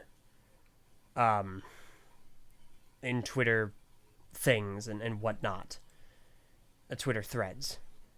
And you said people are literally saying that Bionicle is the most popular original Lego IP of all time, which it isn't. It's Ninjago by a long shot. And statements like Lego Ideas is broken because they didn't pick Bionicle. Okay, let's go with that first one. Correct. Bionicle is not the most popular original Lego IP. It is the most influential. I responded with that. It's already out there. It is 100% undeniably the most influential original Lego theme and potentially Lego theme of all time, period. That isn't up for debate. It's documented. It is well understood, but it is definitely not the most popular. That is 100% Bionicle, no doubt. I 100% agree. Statements like Lego Ideas is broken because they didn't pick Bionicle. Okay, so people are saying that. What's the point? Like, you say that Lego Ideas is broken because they didn't accept your Young Justice set, which is a DC property, which Lego already has. Like, there are inconsistencies in Lego Ideas, certainly, and people have that opinion that Lego Ideas is broken because they didn't pick X, Y, and Z. That can still be about Lego Ideas picking themes that people might not think are good ideas. Not ideas in the sense that their projects are bad, but the concepts. Like Young Sheldon. Like Honey, I Shrunk the Kids. Like, those and Lego are just so bizarre in the same sentence, you know? And that's how people are looking at Lego Seinfeld, Lego Big Bang Theory, Lego Home Alone. That's just how people are looking at those things. They're just not lining up because Lego Ideas has become a platform for a shifting ideology. That's just the way people are looking at it. And yeah, people are going to say stuff like that. It totally happens. What is the point? So I ask, would you show me where those are? And he said, couldn't tell you. My Twitter is just filled with responses at the moment from different people. It's in my comments as well and on other people's videos. So I went to the video that he made talking about the results. A very short video. I went down in the comments. 327 comments at the time. And I looked and I found 2 that were vitriolic about Bionicle. You know, as in Bionicle fans being angry about it and not liking the other choices. 2. So I said, I saw maybe 2. And so he showed me the exact same 2 I saw. It's like, okay, yes, I know. I don't understand. And so it's frustrating. The reason this frustrates me is because you've got a lot of platform. You have a lot of sway in a public space. And to come in so ill-informed and unwilling to understand the perspective that people are frustrated. A lot of people put a lot of time and effort into supporting this, into worrying about it, into thinking about it, because this is a franchise that is influential. It is a large franchise as well. It's a community that has survived through 2 theme cancellations. How many times has The Flash been canceled? Lego The Flash, Lego DC. It hasn't. I mean, look, it is admittedly a multifaceted kind of an issue. It's why the statements like you're making about, you're not in the Bionicle community. It's not meant to be like a dig. It's meant to be a point to be made that I don't ever want to get the impression or make people think that the Bionicle community thinks we're like high and mighty or superior to other Lego fan communities, because we're not. We're just fans like anything else. It's like I even said earlier, I'm sure there's a Seinfeld fan community, The reason that Bionicle carries more of like a nuance to it is because that Bionicle has been through quite a lot. Bionicle's current community ire with Lego extends far beyond this Lego Ideas review period. It's not as if people look at this and say, well, this is the only time that Lego's ever done anything to make Bionicle fans annoyed, but we're still pissed, so let's riot and let's not buy the sets. That is a very small amount of people who are very vocal and are very upset. They do not reflect the majority. We can agree in our disdain for those people, though. Yes. But the reason there is such ire stems from the fact that this is literally a decade-long process, technically more like 12 years, where we feel that Lego isn't quote-unquote listening to us. And I could try to explain to people the minutia ways that manifests, but it would kind of go it would go in one ear and out the other, because it won't really convey as much to you. But just to throw a few words out there that maybe Bionicle fans listening to this will get: the 2009 soft reboot, the cancellation of the second movie trilogy, the cancellation of the first theme, the fact that the story was never finished, despite Lego promising us it would be, continued, left on perpetual cliffhangers, Greg getting forced off the BZ Power platform, Bionicle fan website at the time. When yeah, just when we needed him most, he vanished. Thank you, Copa. The story being unable to be continued because Lego took down the website where the story was hosted. The Bionicle G2 reboot, which betrayed its core ideologies of like story and whatnot. The fact that most original Lego story themes get a TV show, but Bionicle got 90-second online animations with the same voice actor voicing like 10, 12 characters. Not to mention that cancellation and the fact that the final set we were supposed to get as like a consolation prize never got released and was instead a combo model made up of like 9 to 10 different sets that Lego never made, 7 different sets that Lego never made the instructions for, and the community had to reverse engineer them. Yeah. And they never released the last mask. Like all that stuff, probably you're just like, okay. And I mean, this goes for anybody who's listening that isn't a Bionicle fan, not just Ash and Flash. My point is that there's a long history of like ire, which has been building because of a perception of disrespect. Not that Bionicle fans deserve the world, but that it consistently does feel like Lego either just doesn't try as hard as they could, or they don't afford Bionicle the same amount of budget that its contemporaries receive. Mm-hmm. And you can cite Ninjago as being the better version of Bionicle, and you're correct in that it's eclipsed Bionicle, so it's no surprise that Ninjago got a movie and a TV show. But when I think it's contemporaries, I think things like Nexo Knights, or things like Legends of Chima, or things like Monkey Kid, modern story themes that carry on the legacy of what Bionicle started with stories, and they get the red carpet rolled out as far as marketing and sets and TV shows and movies. Bionicle gets scraps, and it always gets scraps. So that's why people may be like disproportionately angry. Yeah. And don't get me wrong, I don't think that should be encouraged, but I don't think put downs of Bionicle is really gonna make people necessarily calm down either. I think the way to achieve that goal is just the spreading of a general positive message. And I do agree that those people who submitted those models and got approved, Lego approving them, does show that they're listening to the Lego community by virtue of numbers, by virtue of attribution. But it's a second step past that. It's they listen to the communities, but then they decide which is profitable or not, which is not a result of listening to the community.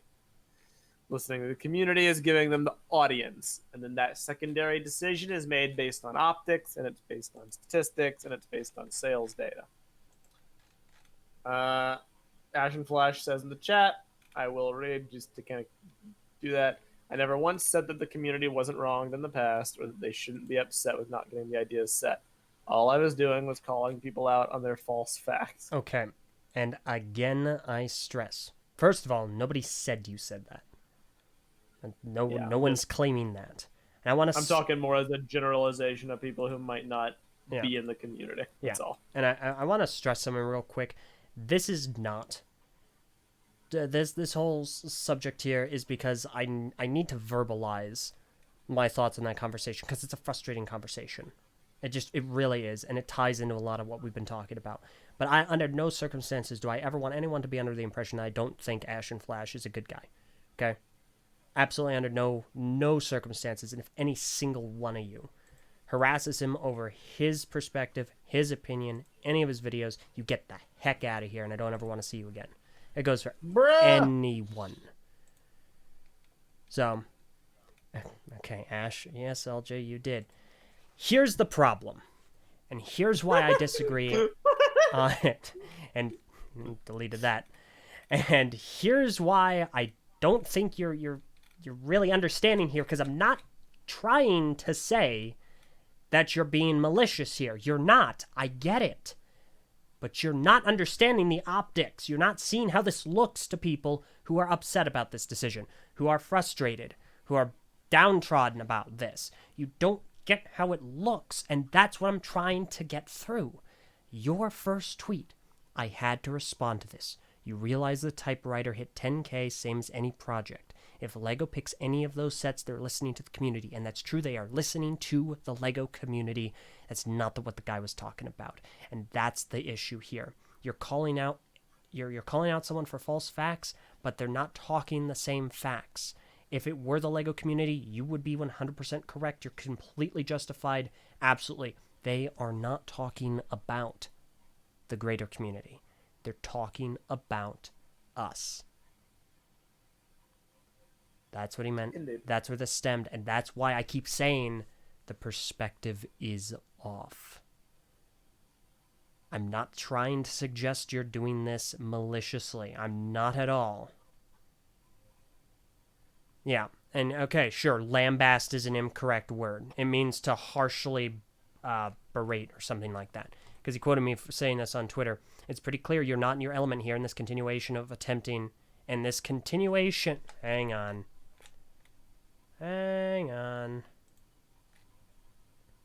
Boy. This is a certified I need to find that tweet real quick. Where is it? Can I get a bra moment in the Discord chat? Where is my tweet?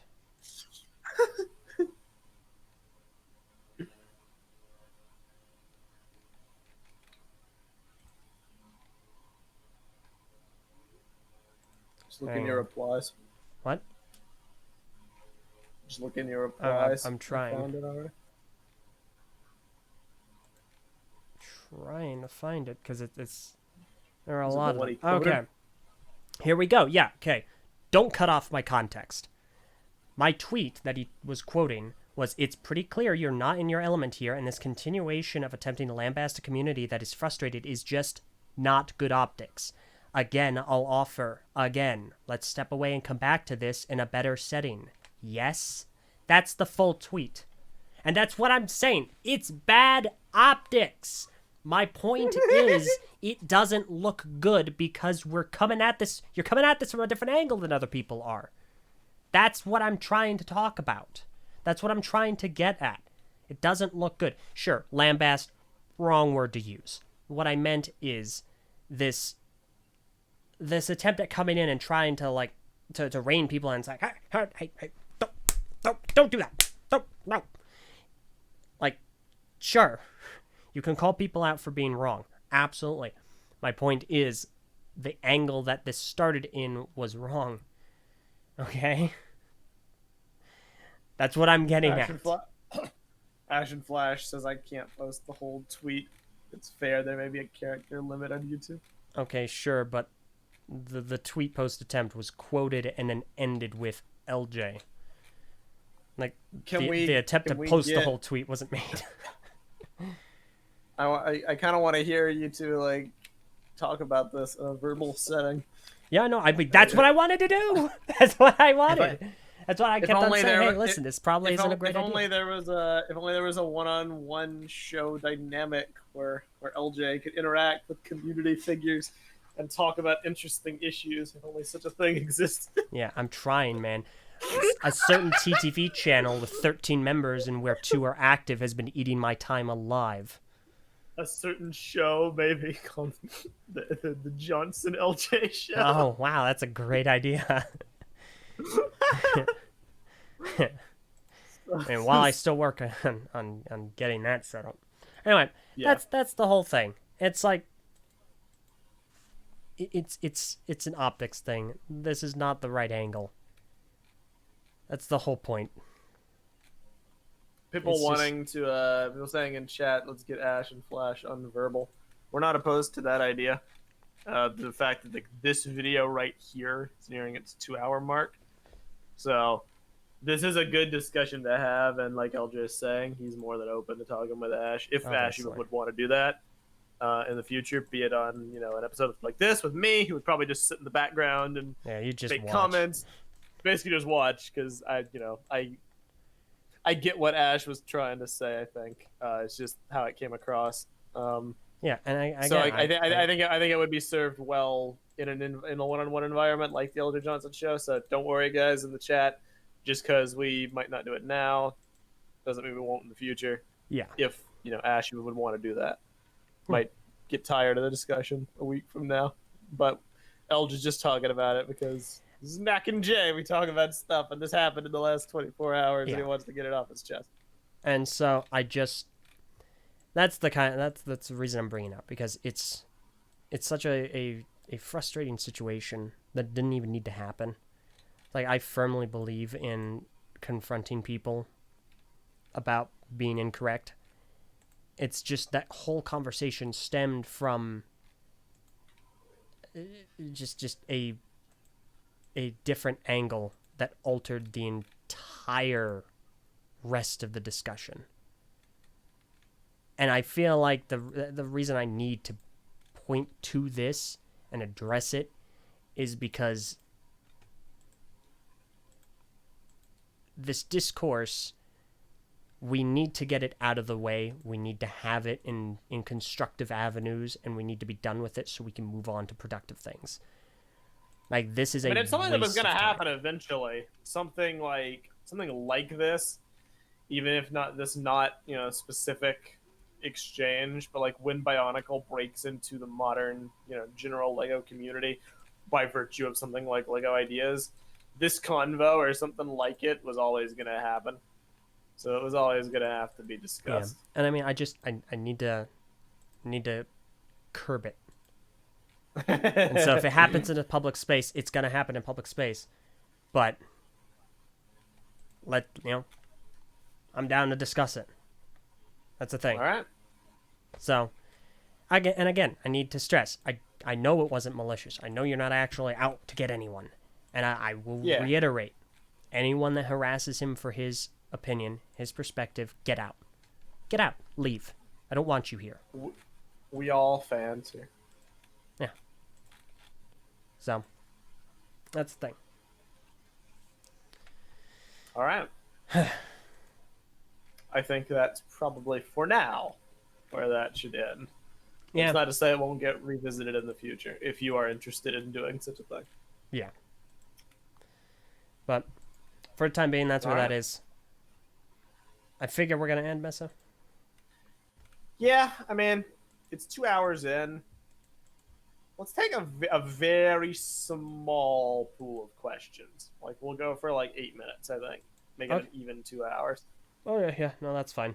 Hit us with some questions, be it about Bionicle, Lego Ideas, what we've said on the stream, the content of the stream, if you have anything that we said that you disagree with, you want to offer your own point of view, like this is the time to do it.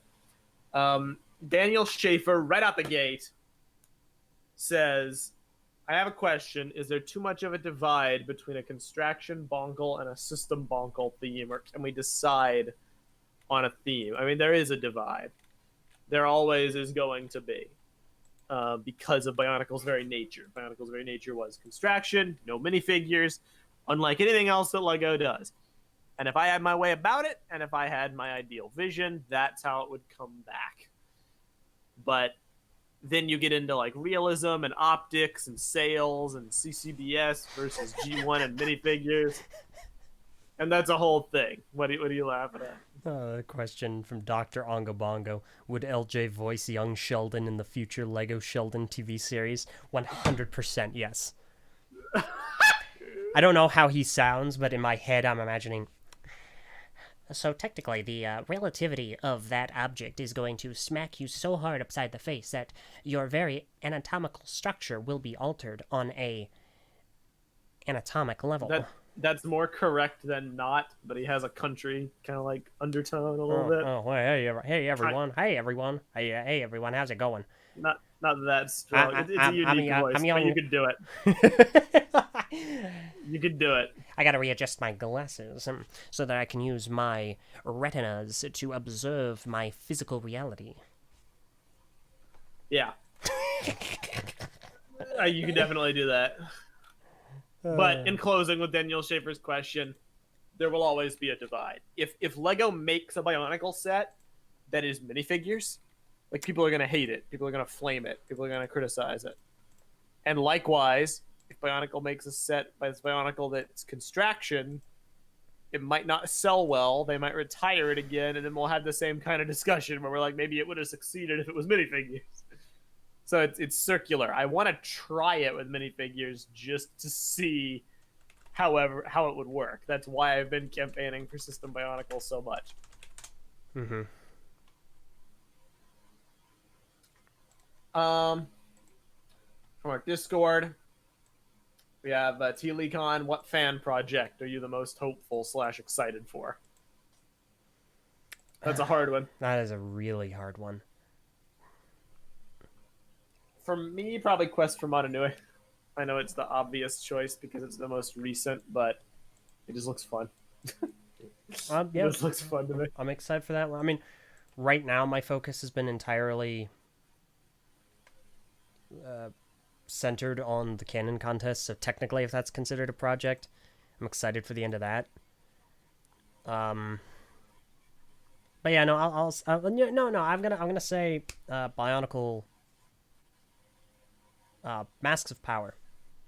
That's the one I'm most excited for, and I understand the creator Joe Cool is in the chat, and I don't have an ETA for the video. I saw the update. I swear I haven't forgotten. I've just been so busy. I promise. I saw the update video. I'm hyped for the changes. Like, I genuinely have just not had the time. What ended up happening, like, I mentioned this earlier in the video today. I went to work, my job, spent 10 hours there. I got off at 6 a.m. I did the live stream for like an hour and a half, and then I was awake until noon just working on contest stuff. And it's been a massive hands-on process well before that for like 3 weeks. I also have a review I need to make. So it's...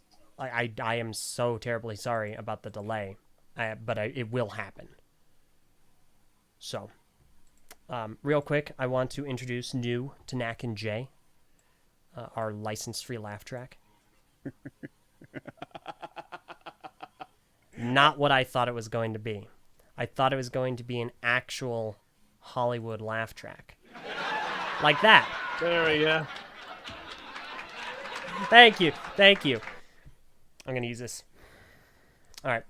Continue with the next question. Prentice 1215 for Meso, an impossible question. If you had to sacrifice a season of S.H.I.E.L.D. for another year of Bionicle, would you do it? Not an impossible question at all. I would do it in a heartbeat. Bye-bye, season 6. Yeah. Not in a heartbeat. Yeah. Would I keep season 6 over another year of Bionicle? Let's see. Oh my god, I'm on fire in the YouTube chat. What are some sets you have a greater appreciation for now that you're older? I got Pohatu Mata recently, and I'm shocked how much I like him now due to how dynamic and unique he is. The Voyatorn. I had a very low opinion of the Voyatorn when they first came out, and I held that for many years. I've come to greatly respect what they were. And that is it's a bed of... It's a sandbox of which you can create new and different Matoran designs of your own. Like, it really broadens the potential design prospects for fans that want to make a Matoran, but don't want to make just a standard, like, Metrotoran or Maritoran or whatnot. Like, you have so much variation, and I appreciate them for that. Like, obviously they have issues. Like Sakoda even said, even Kazi, absolutely. Most definitely. but I appreciate them for what they represent. Dr. Ongo Bongo, you're killing me. Kazi is just the Bionicle version of young Sheldon. Oh, you're killing me. Yes. All right, Miguel Guerra, 2TV, do you think Bionicle will someday be released from LEGO and be an individual property? No.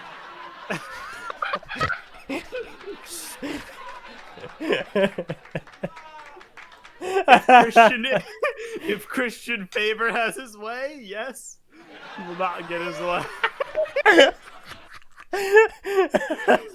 We can get a lot of use out of this. Yes, we will. Terra Drone question: do you think they should go with the Chima route, where they have primarily system-based sets, but also have construction sets on the side? 100% yes. In a perfect world, that is exactly what I would do. 100%. But we don't live in a perfect world, so that would never happen. But I would love that. Cold Gold Lazarus. One of the issues with the Bionicle submission was how they rely on iconography or fail to adequately represent the theme's full scope. Is there any way to balance mass appeal and proper showcasing? It's a very good question. That's a great question, and I think there is. Because that is what a lot of them fall victim to. It's just iconic scenes or characters, but devoid of context.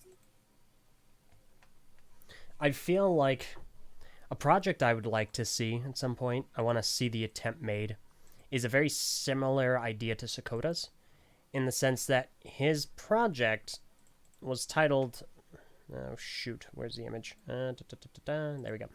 The Legend of the Bionicle, celebrating 20 years of LEGO storytelling. And I really want to capitalize on that LEGO storytelling part. So I would certainly love to see a very beautifully designed set, maybe even a series of dioramas that have at least a minifigure character from different LEGO story themes. Nexonites, Chima, Ninjago, Bionicle, Exoforce. And you have this diorama, these little... Wait, what? Sakoda says not allowed on ideas. What do you mean? No mixing themes, really? That's a rule. I didn't know. All right, well. Interesting. Okay, so we can't go that angle. Good to know. Yeah, I don't know at that point. I don't really That's know. hard. But it's something worth exploring. I definitely think the problem is because like people say make a Bionicle project and they always go to the Toamata because they're like the most iconic. But you can't just do the Toamata. There needs to be like conflict in a box or a story in the set.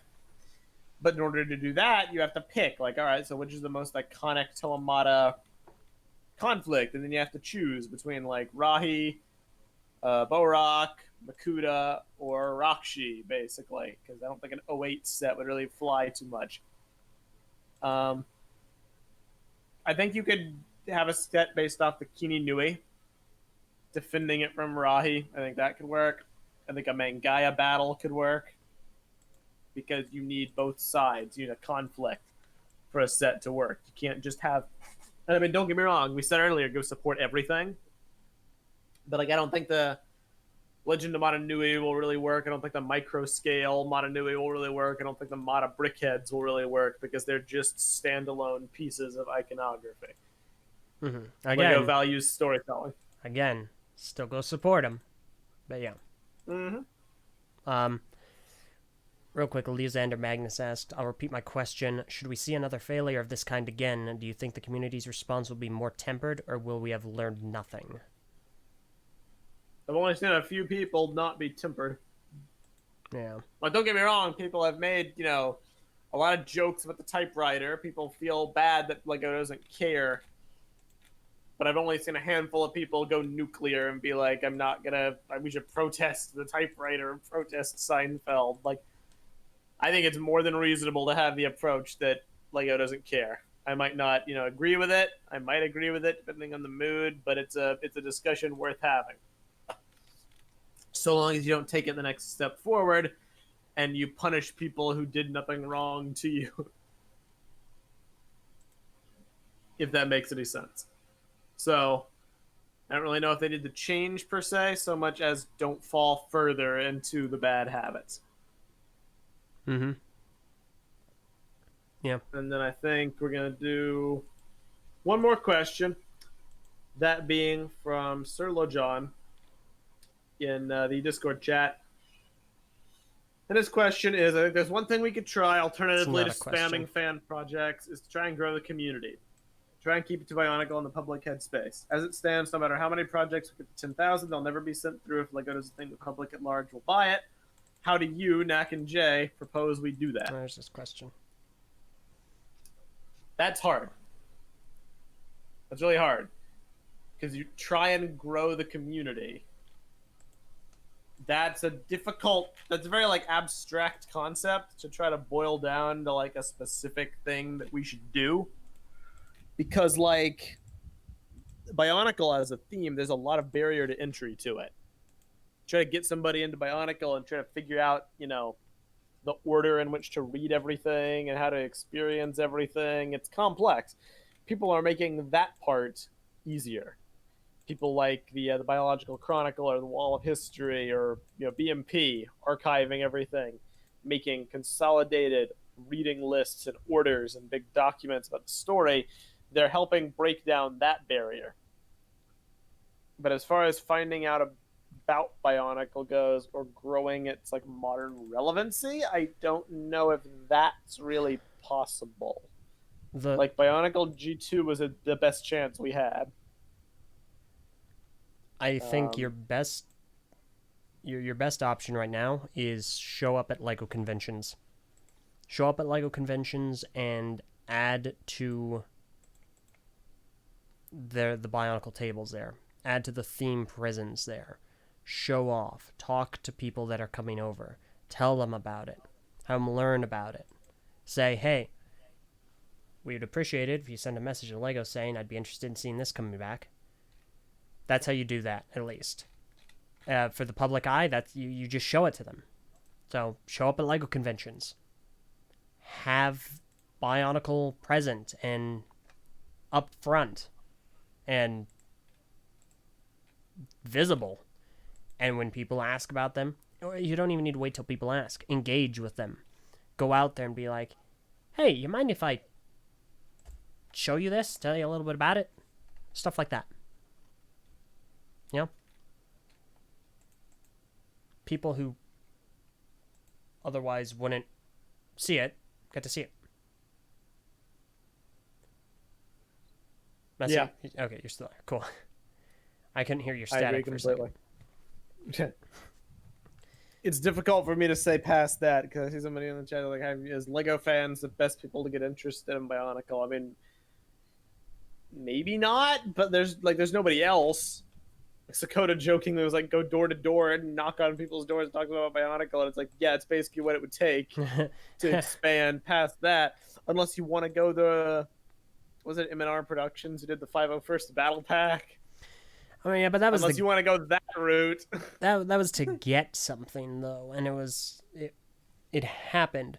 But see, like M&R, I gave him a Tahumata. I don't necessarily think we're friends. I wouldn't say that. I think we're acquainted, and we're definitely on friendly terms. I gave him a Tahumata. He was on my show. He doesn't like Construction. He was very vocal about that. He did not like Construction. Gave him a 2001 Tahumata with the canister. Complete set. He built it, did a review, and unless he was just being polite to me, he said publicly that he liked it. He really liked it, and he didn't expect to. And that's what I'm talking about. Show it to people. Show it to them. Because if they don't see it, then it's not going to matter. So, interest can be genuinely generated. It just has to be done. That has to be a very extroverted effort. Yeah. So. Most certainly. But I think that's where we're going to leave things for the day. There's tons of things to ponder that I don't really have good answers to.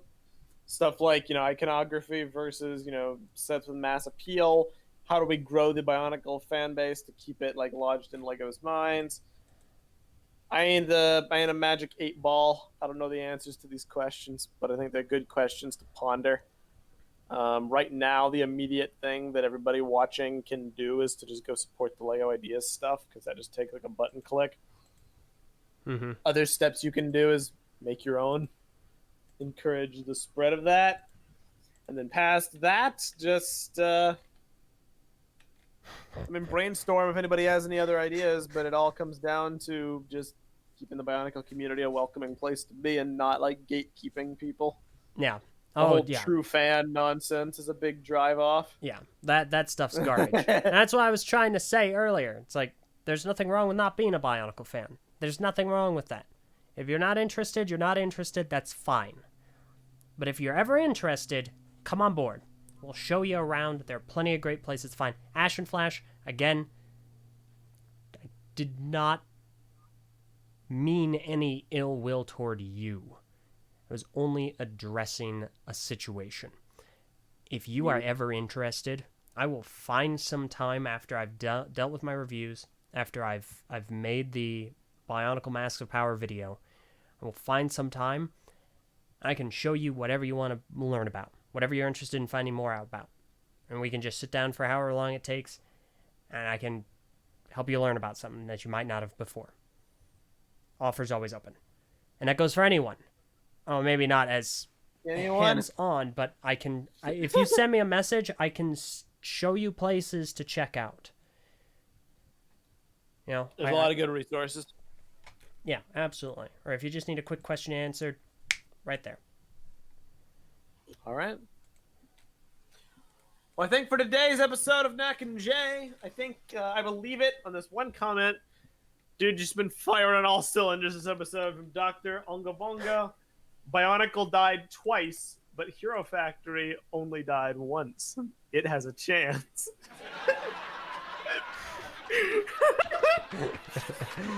I think he's right, and I definitely think we should pivot our approach. Let's get an assembly tower set up like ideas.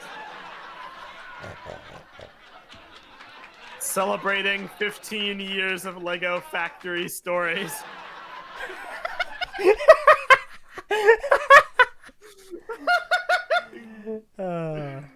So wait, Sakoda, you were asked, not by me. Can you let's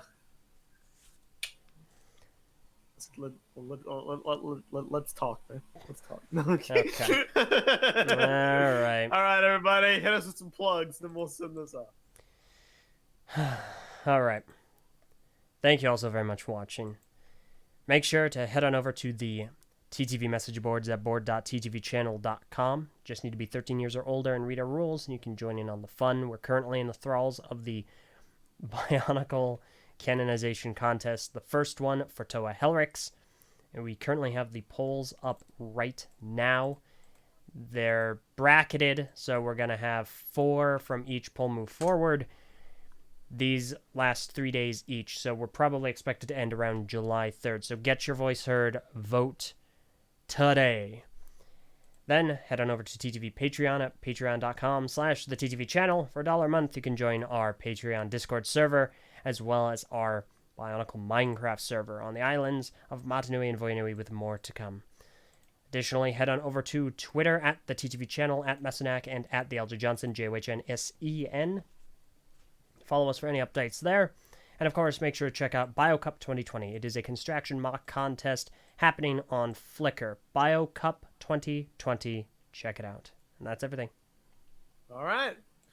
Well, next week we will resume with our regularly scheduled nostalgic ruminations. But for now, we can go ahead and play our regular music. Oh, okay. Which we're going to do at the start. It's loading. I'm waiting for it to actually come up. Nice. All right. Thank you for listening, everybody. I'm Meso. I'm Eljay. And streaming to you from a golden beach, this was Knack and Jay.